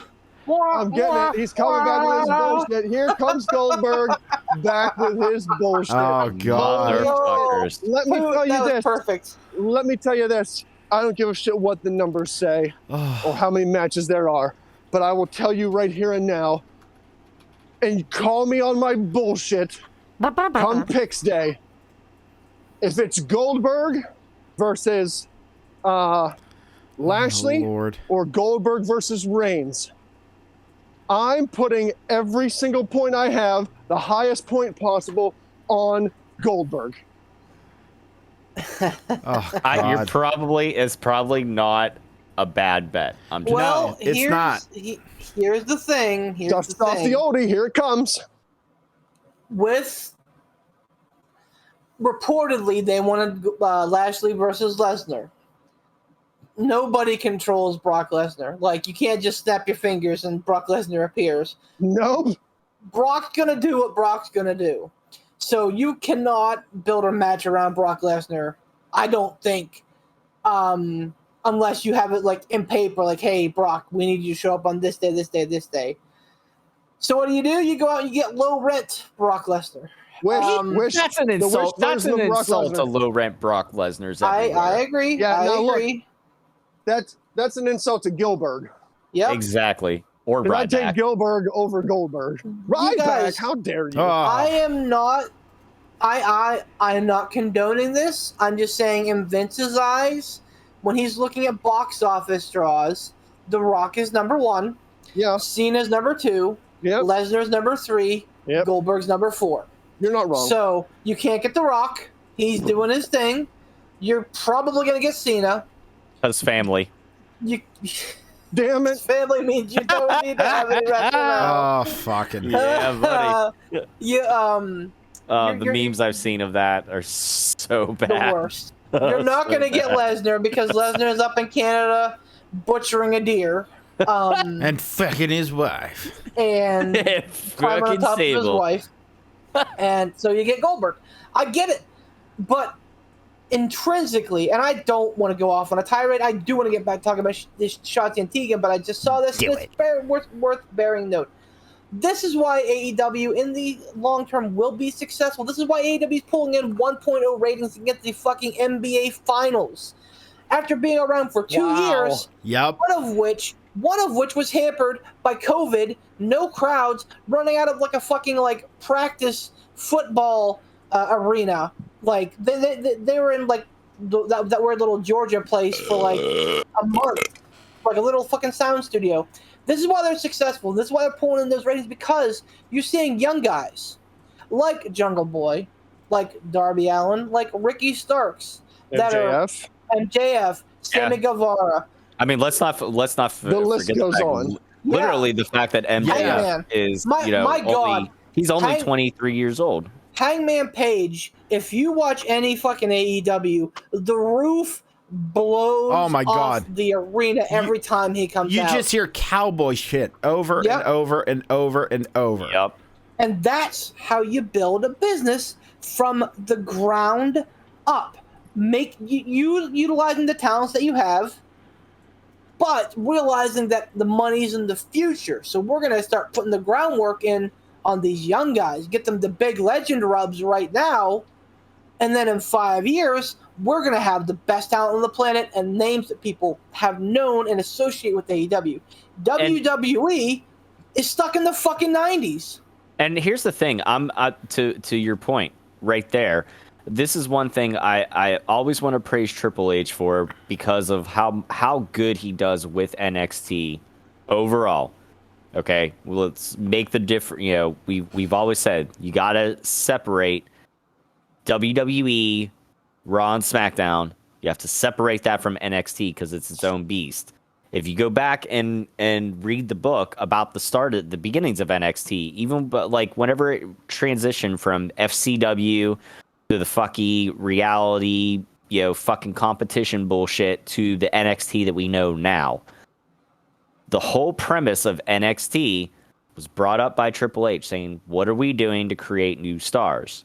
And I think he's done a fantastic job of doing that. And it sucks. And it's infuriating that we have to sit here and talk about these new stars or these stars that have existed as indie darlings and other promotions and stuff outside of the WWE umbrella. And now they're just, finally getting bigger exposure, that they haven't gotten before. It's infuriating to see these fucking talents just fucking pissed away after they get out of the protection of NXT. I don't know. You're not wrong. And that reminds me of something. What did you say in the chat, Beef, about not wanting to watch NXT anymore? It's tough, man. I don't, that's a wonderful circle back around. I love NXT. Don't get me wrong. I have as many NXT shirts in my closet as I do AEW. So I'm not. Yes, I am a fanboy mark for AEW, but I'm also a fanboy mark for NXT. I want the numbers. But here's the thing with. You can't get invested in someone in NXT because you never know when the whims of a septuagenarian is going to go, hey, give me this person. Give me that person. Triple H can't say no because Vince is his boss. Because at the end of the day, every check that goes out is probably signed or stamped by Vince McMahon or WWE corporate, regardless of their affiliation, NXT or otherwise. NXT UK, whatever. If Vince says, hey, that person's coming up, that person's coming up. So, like, it's tough. Toni Storm is another one. They at least gave her, like, a package. I'd give her a package. I know you would, Tom. Yes, thank you. They at least gave her, like, a vignette to say, hey, this is someone that's coming that's going to be a big deal.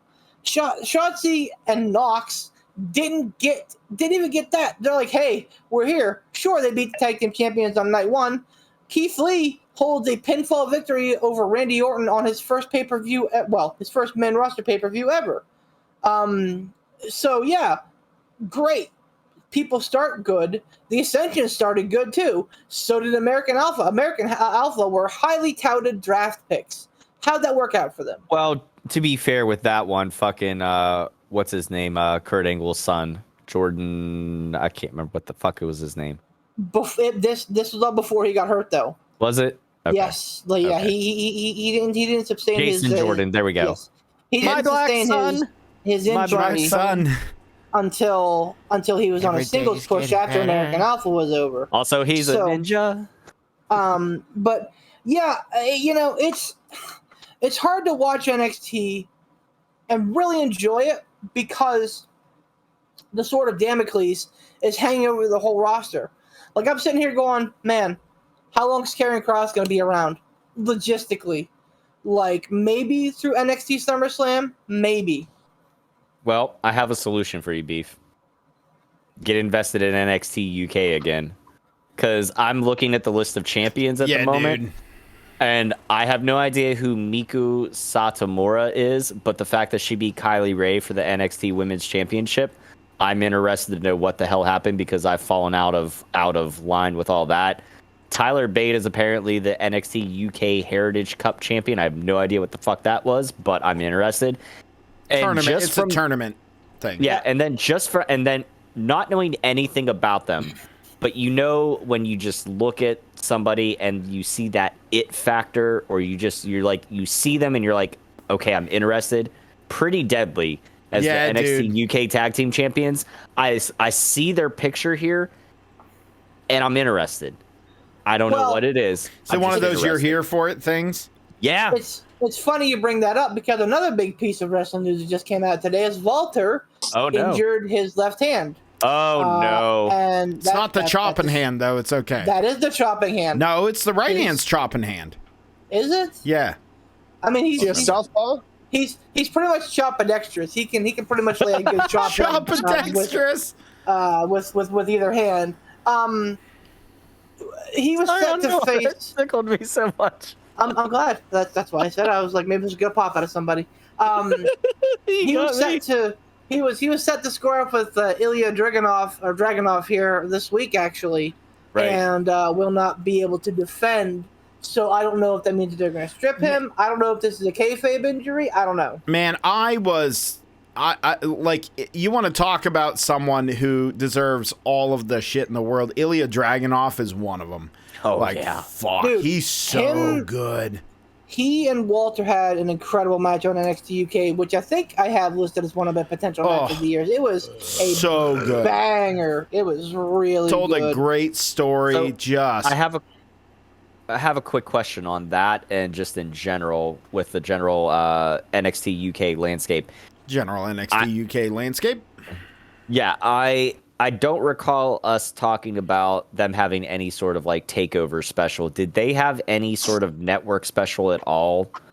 Not recently. They were supposed to have one. I think it was in Dublin. They were supposed to have one, but it got canceled because I think surprisingly, people outside of the United States are still taking this whole virus thing pretty seriously. So you can't just like expect what's good here to be good everywhere. So they wanted to run an event in Dublin, and they were like, nope, not happening. Just curious, because again, I didn't get the I can't even remember the last time I've watched NXT UK. It probably hasn't been since like fucking Takeover Cardiff last summer with you guys. So. And then, or not last summer, the summer before 2 years last. ago, yeah, 2 years. Jesus. Yeah. So now, all right, I've had enough. I want to... Beef. Yes. Who... Okay, I'm sorry. I got to gather my thoughts here. Who said something about them taking away names so that people don't get confused? I think Tom said that, and that. No, I said that. Well, no, I said that. Did. Okay. Who did? Sorry. Okay, well, it's not about taking credit. I take issue with that. And I don't know if that's just a flimsy-ass excuse or if that's a little bit of an insult. Honestly, with WWE, I feel it could go either way, maybe a little bit of both. But for such a long time, WWE had superstars that had first and last names. Mm-hmm. Even to this day, they still do. Why are there? How are you going to now say suddenly there's confusion about these people? Or, well, it might be too much to have fans remember first and last names. Not even that long ago, you had NXT call-ups of Seth Rollins, Roman Reigns. Who's that guy that's the demon? I can't. Finn Balor. Crying out loud.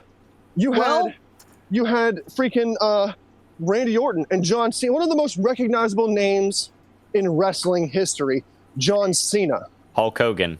2 names, John Cena. They didn't just call him Cena. They didn't just call him John. The world's different, man. John Bradshaw Layfield had 3 motherfucking names.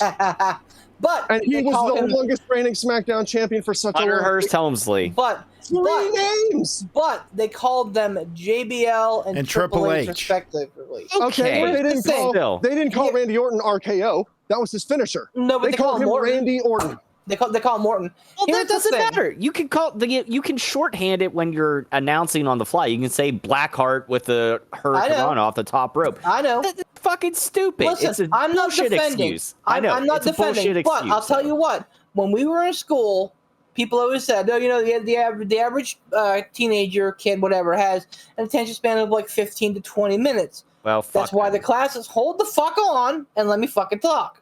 That's why the classes were the lengths that they were, because they tried to min-max that. They tried to maximize the amount of stuff that we would get in the minimum amount of time. I can tell you, and this is, I haven't been in an educational setting for 10 years, but 10 years ago, when I taught kids, their attention spans were not that because of the information technology that we have in our hands. Cell phones, I swear to God, cell phones, other devices have absolutely wrecked people's attention spans. You're not wrong. That's why you see mobile ads on Facebook, on sites you read, because the ads on TV are working, because when we're done with the show and the commercials come on, the phones come up.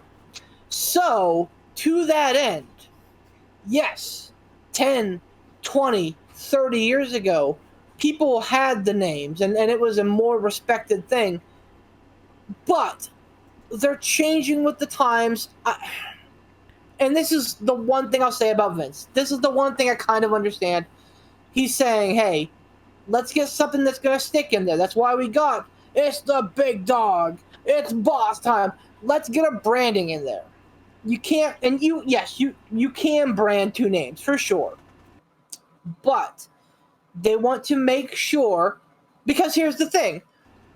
If they eventually call up Tommaso Ciampa, Ciampa's nickname on the Indies was the Black. Well, actually, in NXT, they called him the Blackheart.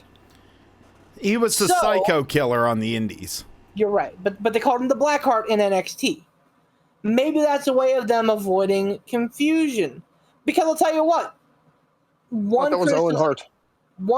criticism of AEW that I'll say here: Page and Cage and Page and Cage and Cage. There are so many pages and cages that you can't really go that single name. You have to say Brian Cage, Ethan Page, Christian Cage, or Tom and Dallas Page. So I understand it. I don't agree with it because it does take a lot of individuality out of it. And in this case, assuming that they're taking Tegan's first name from her, fuck me. How bad of a name is Knox? Because you know what people are going to think of when they think of Knox? Mike Knox. Mike, is it Mike Knox or Brian Knox? Mike Knox. Mike Knox from ECW, the guy that was there with Kelly Kelly. Yep. Or worst case scenario, fucking Rick Knox, the referee from AEW. No. Well, here's my thing is I get what you're saying as far as the attention span thing, and I don't disagree with that. However, you just said it yourself too. Whenever they said, let's get a brand in there, it's the big dog. Okay, that's more than one name. Like that, it's more than one fucking simple word. It's more than just one thing to say, like just saying Roman or whatever. Now you're saying it's the big dog. That's 4 words. You mean to tell me that can hold somebody's attention span, but they can't give a first name and a last name? Like that, it seems completely contradicting is all I'm saying. Like, I know for Adam Cole to go up to the main roster and either just be Adam or Cole. That would be, oh my God. If anything, it's going to be Cole. It would. Well, you got Michael Cole, so that might be a confusion there. Like, oh, there you go. So you can't. Nope. But that's the thing. Like, okay, I get it. I get where you're coming from with the attention span thing. Again, I don't disagree with that. But if there's one thing that WWE is good at doing, it's fucking beating you over the head with something until it's ingrained in you. Oh, dear Lord. Like Vintage Orton. Okay? So if they wanted to, they could beat it over your head again and again and again. Shotzi Blackheart, Shotzi Blackheart, Shotzi Blackheart. It rolls off the tongue, too. It does. Instead of just Shotzi. You know what I'm saying? That's my point. Like, they're just... I feel like it takes away... Like, that name is a badass name. Yeah. You take away the badassery when you call her Shotzi. Like, again, this has nothing to do with the individual's talent.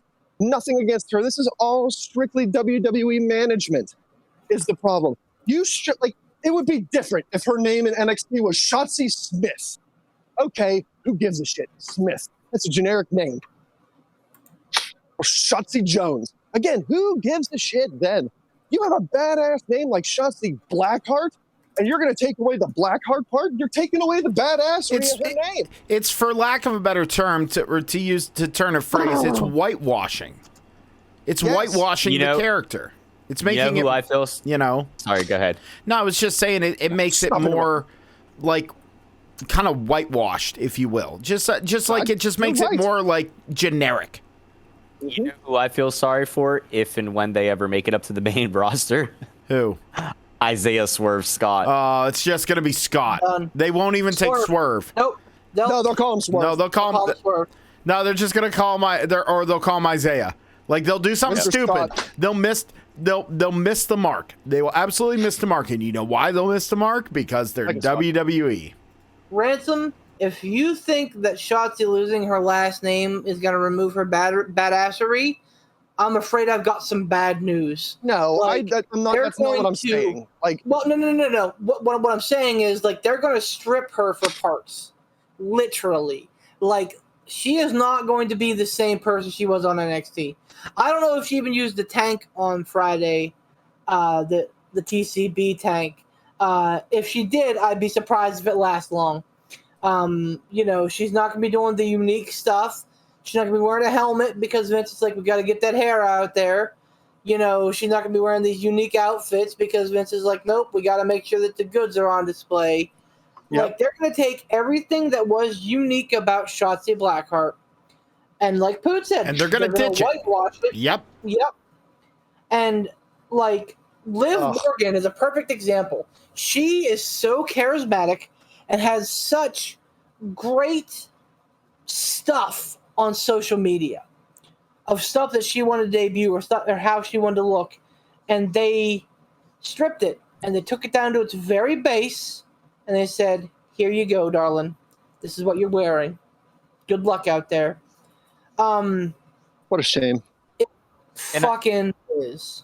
Can I get something on a more positive note, though? Yeah, man, for sure, please. So I'm just looking at since I was mentioning about NXT UK and how I haven't caught up with it in a long time. I'm looking at the roster. Ridge Holland is listed as NXT UK. Is he back? Is he back from injury? I like not that I've seen. I like the idea of them putting him over there to kind of cut his teeth since that angle that he was put in is gone. You know what I mean? Yeah. Because well, he started there. No, I know that. He started in NXT UK, but yeah. I know that, but like putting him back over there and letting him kind of gain some traction again, because really it is an absolute shame that we did not get to see what he could do. Oh, even now, this really confused me because Peter Dune is still listed as NXT UK. Peter Dune. Oh, Peter Dune. So Cedric McAfee. But anyways, that was just this little sidebar positivity to get us off this, to get us off of this, out of this fucking suckhole that is our disappointment with WWE and Fighter Fest Night 1. That's positive. Yeah, dude. Oh my god. Yeah. Fucking good. I didn't watch it, but I hear good things.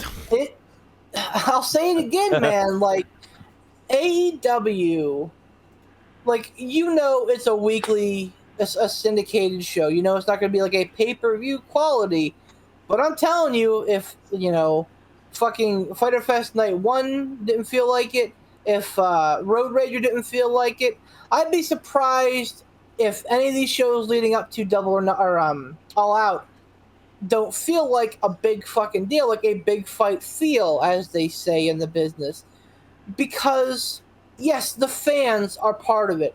And this was a hot crowd in Texas. Feeling hot. So, like, they were white hot for parts of it. So, yes, it was a big deal because as good as NXT is on a weekly basis, and it's very good, the fact that it's on what amounts to be a soundstage in front of 300 people cannot and will not compare to AEW, running in front of 15, 20,000 people. Same with Thunderdome. We'll see how WWE treats live crowds coming in, but like the last syndicated big shows that they've had, specials, I guess is what you would call them, have felt like a big deal. Fyter Fest Night 1, no different, man. Darby and Ethan Page absolutely delivered a great coffin match, and then and I like that they're calling it a coffin match as opposed to a casket match. Little details, and again, branding. New York has casket matches. We have coffin matches. Yep. And then at the end of the match, Darby Allin, after throwing Ethan Page into the coffin, did a coffin drop from the top rope through the coffin onto him. Very nice. Great spot. It just exploded. It looked great, man. Yeah, I mean, there's not, fucking Hangman Page is so over. Oh my word. It's ridiculous. I firmly believe that he is going to unseat Kenny Omega at All Out. I'm calling it, 2 months early. Because Chicago's going to come unglued. This dude is ready to pop. And I remember whenever they had the first All Out, when it was Hangman versus Jericho for the title. And a lot of people were like, why not use Kenny versus Jericho? And it almost seemingly didn't make sense. We all said, oh, you know what? This is a good starting spot for Hangman Page, but he's not quite there yet. I can say with absolute certainty he has arrived. He is 100% there and 100% believable to be the guy that takes the belt off of the belt collector. And the place, not only would the place come unglued, but like just and he could carry that belt easily for months and months and months and months and months.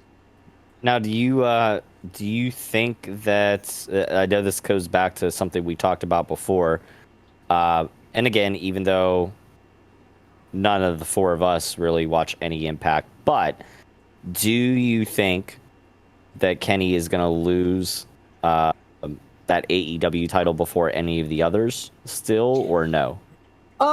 We don't have to pontificate very, very long, but and this is kind of a fun thing to kind of come back around and touch on every so often, because it is one of the biggest things going on right now. I don't think that he will lose anything before the AEW title. I think they're still going to try and make that the biggest deal of them all. So I don't think he'll lose to Sami Callihan, and I don't think he'll lose to Andrade El Idolo in AAA either. I thought that match was already supposed to have happened. No, that's Triple Mania. That's coming up, I think, at the beginning of August. Okay, I wasn't sure when that event was, but for some reason, I know we were talking about it a while ago, so maybe it was just the fact that it had been booked that early, but seems like an... I'm sorry, Tom. I didn't mean to go finish your thought. I'm sorry. I was just going to say that seems like an awfully long build, and I don't know how the booking is done in AAA or anything like that, but it seems like we talked about it a long time ago, with the Kenny Andrade match. So I was just very surprised that Triple Mania didn't happen yet already. August 14th, by the way, a month from now. Thank you. Let me pose this to you guys. Yep. So Kenny loses those other two belts. The people that he would lose those belts to, being Sami Callihan and El Idolo,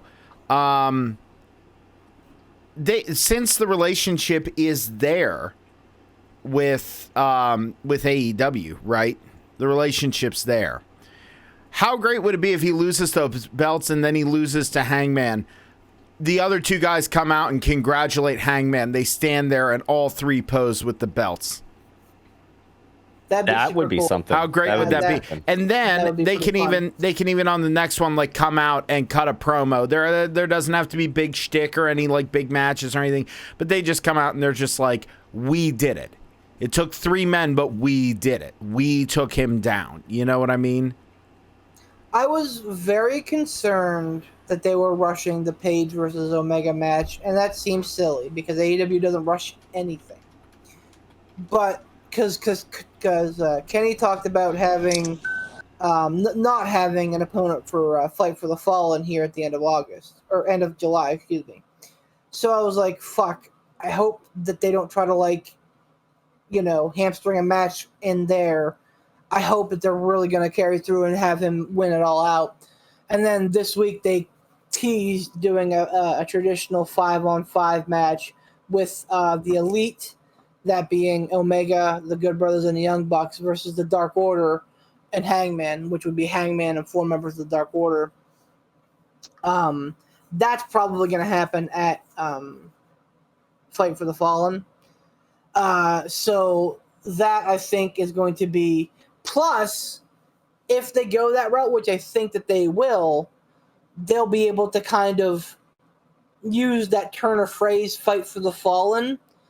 Dark Order will be able to kind of like, promote that as almost kind of like a tribute to Brody Lee, fighting for the fallen comrade. I don't know if they will or not. I don't know if they will or not because, this is a very important thing for them. They like to donate these proceeds to charity for the Fighter Fest for the fallen officers and everything. That's great. That's awesome. But to me, I think it would be it would be a missed opportunity if they didn't. But Moxley versus Carl Anderson at Fighter Fest was awesome. Very much reminiscent of a New Japan Pro Wrestling style match. And I'm telling you, I have officially come around on Wild Thing for Moxley's entrance. Especially with the fans, I'm a huge fan. Huge fan. Oh wait, so and they haven't changed it back to the weird one, right? It's a good one. Yes, yeah. It's not the Roy Orbison one, but it's a remake of that, but a good remake, right? That's correct. Yep, that is correct. Oh yeah. So that it works. It was weird at first, but it works. It works. But yeah, AEW is just pushing all the right buttons, and Vince is just pushing all of my buttons. I don't know. I think Money in the Bank's gonna be enjoyable. I think it's gonna be a fun pay-per-view, if nothing else, for the fans to be there and see if we get any legit reactions. Speaking of reactions, though, the one thing I will mention from Fighter Fest Night 1, it seems that we're not the only ones that are picking up on this anti-Cody Rhodes thing. The aforementioned tweet or the aforementioned Facebook response I got from MJF was in response to Cody Rhodes. It was a picture of Tobey Maguire's Spider-Man that said, new AEW recruit, and then it had Harry Osborn's Green Goblin, or Harry Osborn's character sitting there sneering at him I got you, bitch, and it said Cody Rhodes underneath that. I replied to MJF as, calling him Faxwell, Jacob Friedman, which I'm particularly proud of. But all that notwithstanding, Cody Rhodes got a decent amount of boos at Fyter Fest. Yeah, he did. And Malachi Black got a decent pop. He got not even a decent pop. It was when those lights went out, everybody, the place didn't, it wasn't a Hangman pop, but it was solid. Yeah. Well, even when he appeared in the Tron, people started going crazy. So, you even know that the whole thing of Alistair, sorry, I almost used his slave name. Malachi Black coming out all in black, and then Cody Rhodes being all in white. The good guy in the white hat, the bad guy in the black hat. But it's the other way around. Spy versus spy. I love it. Very heavy-handed with the black hat, white hat thing. Yeah. But man, fans don't care. Nope. Fans do not fucking care. Zero fucks. And I mean, we're not wrong. Like, we've seen this song and dance before. This is 100% Triple H from the early aughts. Like, nice try, kid. You'll be here in a couple of years, but, right now it's my time. Now, is it possible? I don't want to throw the gay frog speculation on this, but is it possible that AEW has planned this from the start? Planned the Cody Rhodes, heel turn, shoving down throat, a la Triple H in the early aughts. Like, hey, kid, good job, but you know what? Cody Rhodes, baby. Like, come on now. Like, who do you think? Is it possible this is all a plan in the zeitgeist of a long, slow play heel turn? Or do you think it's turning into a heel turn because the fans are organically turning on Cody Rhodes and they'll just play into that? I feel like that's something that WWE would do and go like, oh, we pushed and pushed and pushed. They're not buying anymore, so we're going to have to do a heel turn. AEW almost more seems like they plan this organically and they just wait for the fans to turn, and that's when they initiate it. Maybe I'm giving them too much credit. I think it was something that they knew that was going to be an inevitability, because no matter who it is, it doesn't matter if it was Cody, it doesn't matter whatever. It honestly doesn't matter. On a long enough timeline, the face always becomes the heel. It just happens. Very rarely, and I'm not saying it happens every time, but very rarely does a face stay a face forever and it's perfectly fine. Sure. Like, I think this is something that they were like, eventually people are gonna turn on me. Like, Cody probably had that awareness, and it was probably discussed, but they're like, we'll cross that bridge when we come to it. You know what I mean? Like, I think AEW it was less of. Go ahead. I was gonna say, I think they are smart enough to roll with the punches and let it happen when it happens, and then Cody is smart enough to grab a hold of that and dig into it and make people hate him even more. And then eventually the right person will come along that can stand against Cody and say, you've become what you fought against. You know what I mean? Oh, yeah. So you think it was less of a planned heel turn in the sense of like, here's our long-term plan, we're going to lay it out. And you think it's more of a, okay, he's a face. The fans are eventually going to turn on him. We're going to let him play out this character until the fans turn, then we run with the fans. Yep. Is that what you're saying? Yeah. Okay. I think it's a good way to do it, because you get enough longevity. You gotta, especially for somebody who, let's put it this way, like we all know that Cody's like a good guy in a general sense. Like, I mean, like at least that's the general idea and impression that I get. And even after going to that AEW show, whenever we did go to it, he stayed. I mean, like, he stayed around afterwards and was, signing like multiple autographs and getting pictures and stuff like that with people that came down to the very front barricade and stuff. Now, I was not fortunate enough to get that, but I did get a picture with Justin Roberts, so that's cool too. That was pretty cool. Yeah, that's a good second choice from Cody. But I mean, like, just the fact that Cody being the consummate professional, that and just really trying to be somebody who is a people pleaser and somebody who wants the fans to go home happy and everything like that. No matter what, it's one of those things. If you put somebody in a heel role, when you break kayfabe and they're really nice people and stuff like that, it's, you really do you have to work to build up that animosity, even though like, it's just the character he's portraying. You have to build up that animosity. So I think the fact that they're gonna let it keep building organically like they're doing, I agree with how Poot's description of it, how they just want to let it go and let it go and let it go organically until it's finally getting to the point where they're like, okay, character or not, I'm fucking sick of seeing him winning. It's become a meme now. Fucking do something different. That's when you have the reason to hate him. That's when you fucking flip that switch and put him in fucking full heel mode there. I do not. So during like the Cody Rhodes TNT title era, much maligned as though it was, I felt like there was a lot of that going on. Like there was a lot of like underplaying, like Cody showing off in the middle of the matches, doing the push-ups, and Arn getting in his ear being like, hey, knock that shit off. I feel like there was a very heavy undercurrent at that time. But then once he lost that title and the whole Brody Lee thing happened, and then QT Marshall feud, like, and then they've peeled back those layers.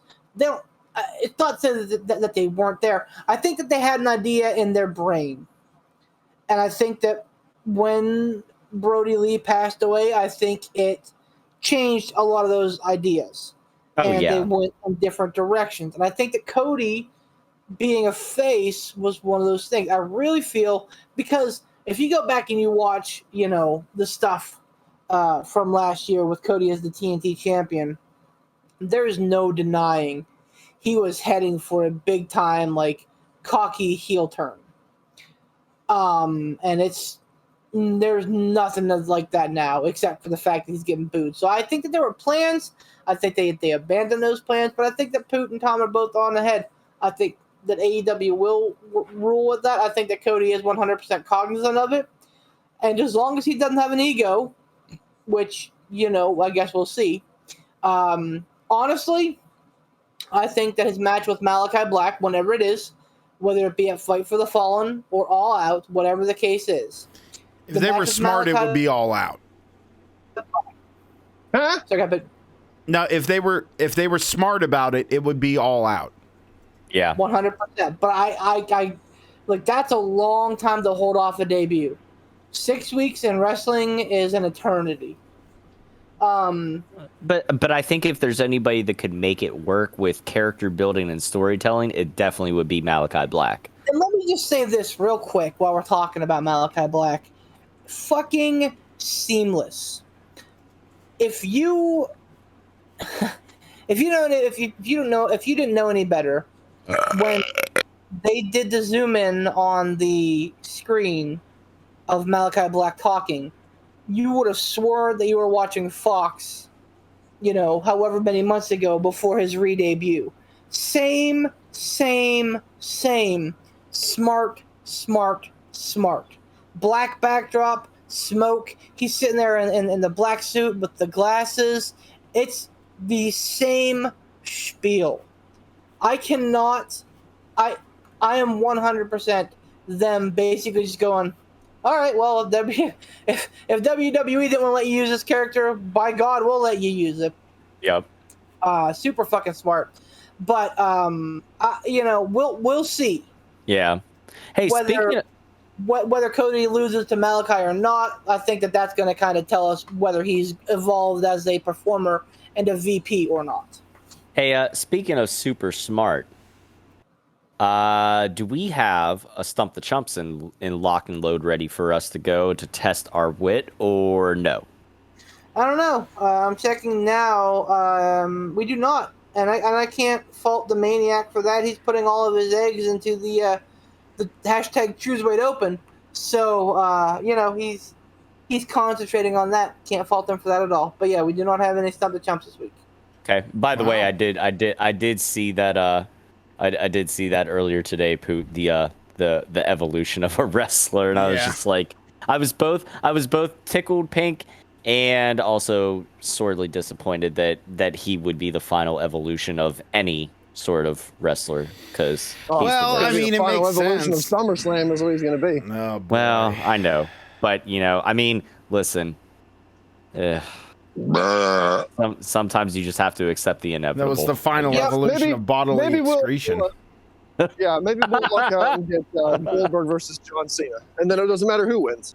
Oh no. It's true. It is true. You know what? God. Goldberg versus John Cena ends in a fucking dusty finish, and The Rock comes back. Rock bottoms for everybody, then a torn abdomen, and then he's off. Yep. There it is.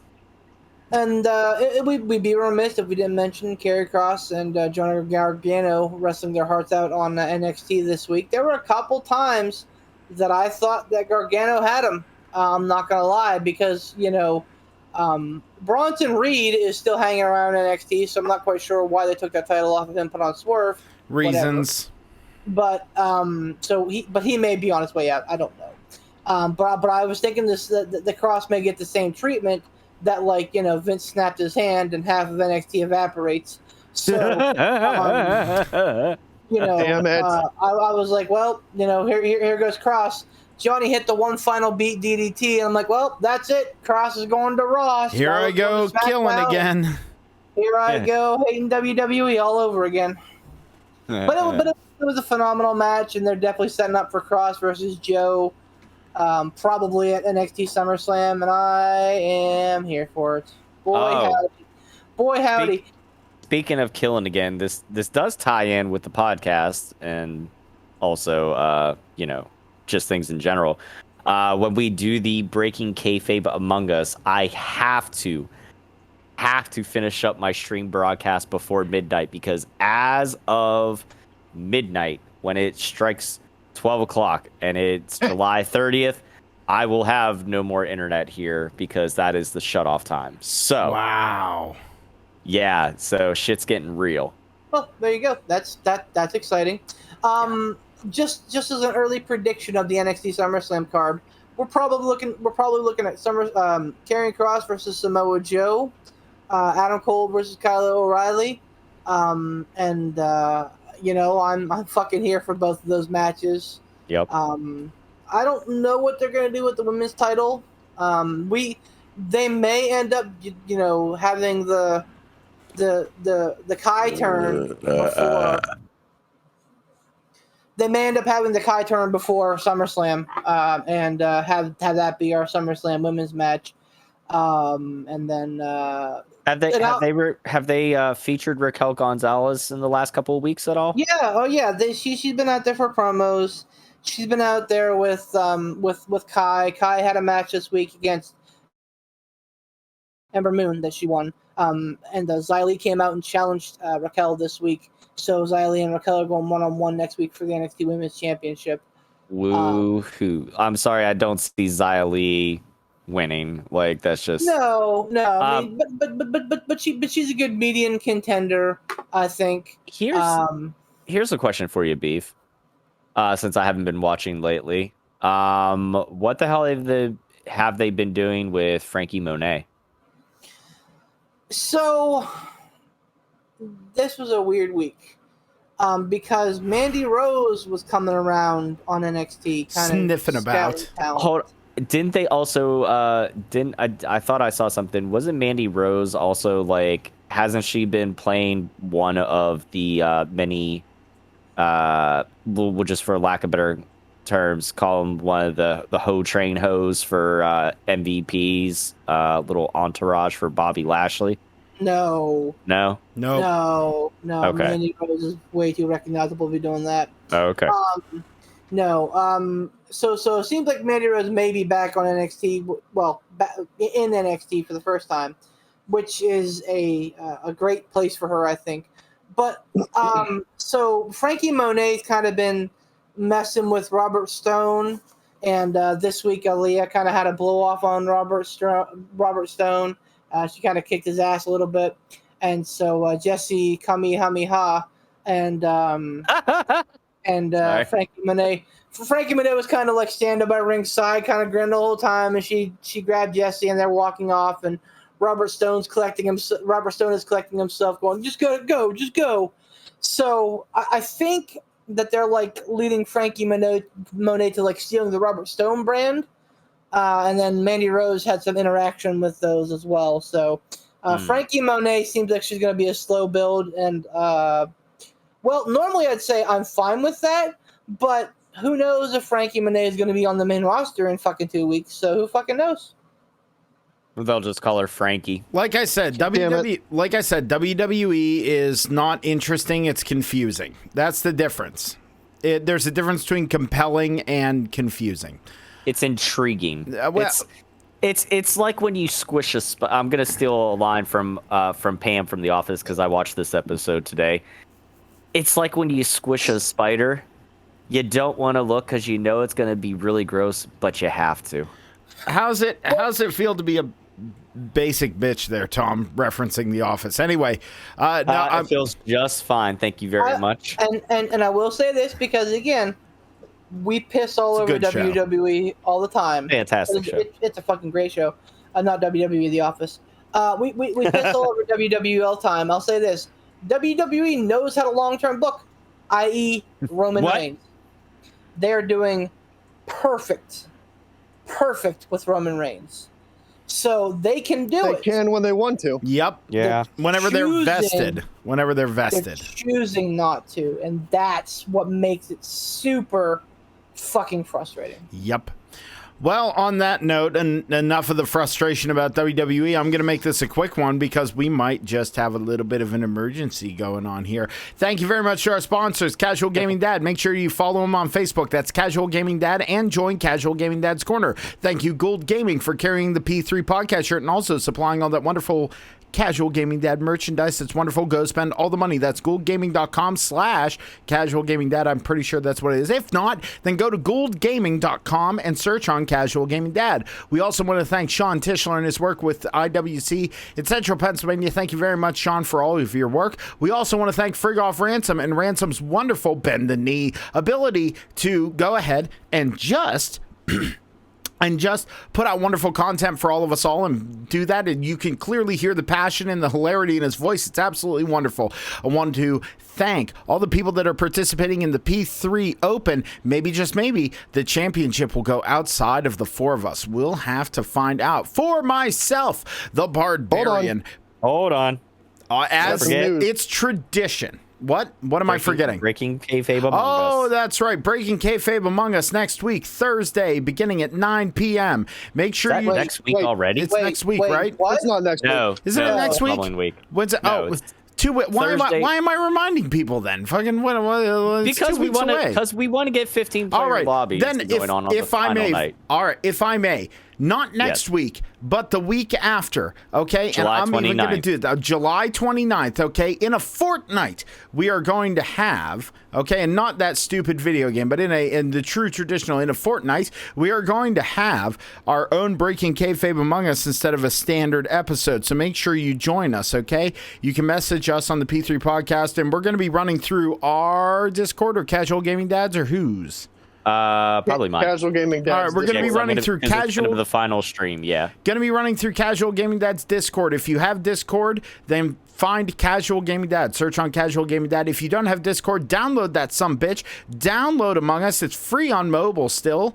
And play some Among Us with us and do some sus. And it's going to be a lot of fun, and there's going to be a lot of chaos. So make sure you do that. Thank you for reminding me, guys. Yeah. Sorry I got sassy. I'm thinking a week ahead. For myself. No, that's all right. That's all right. Hold on, but easy, cowboy. I want to say one more thing before you wrap that up.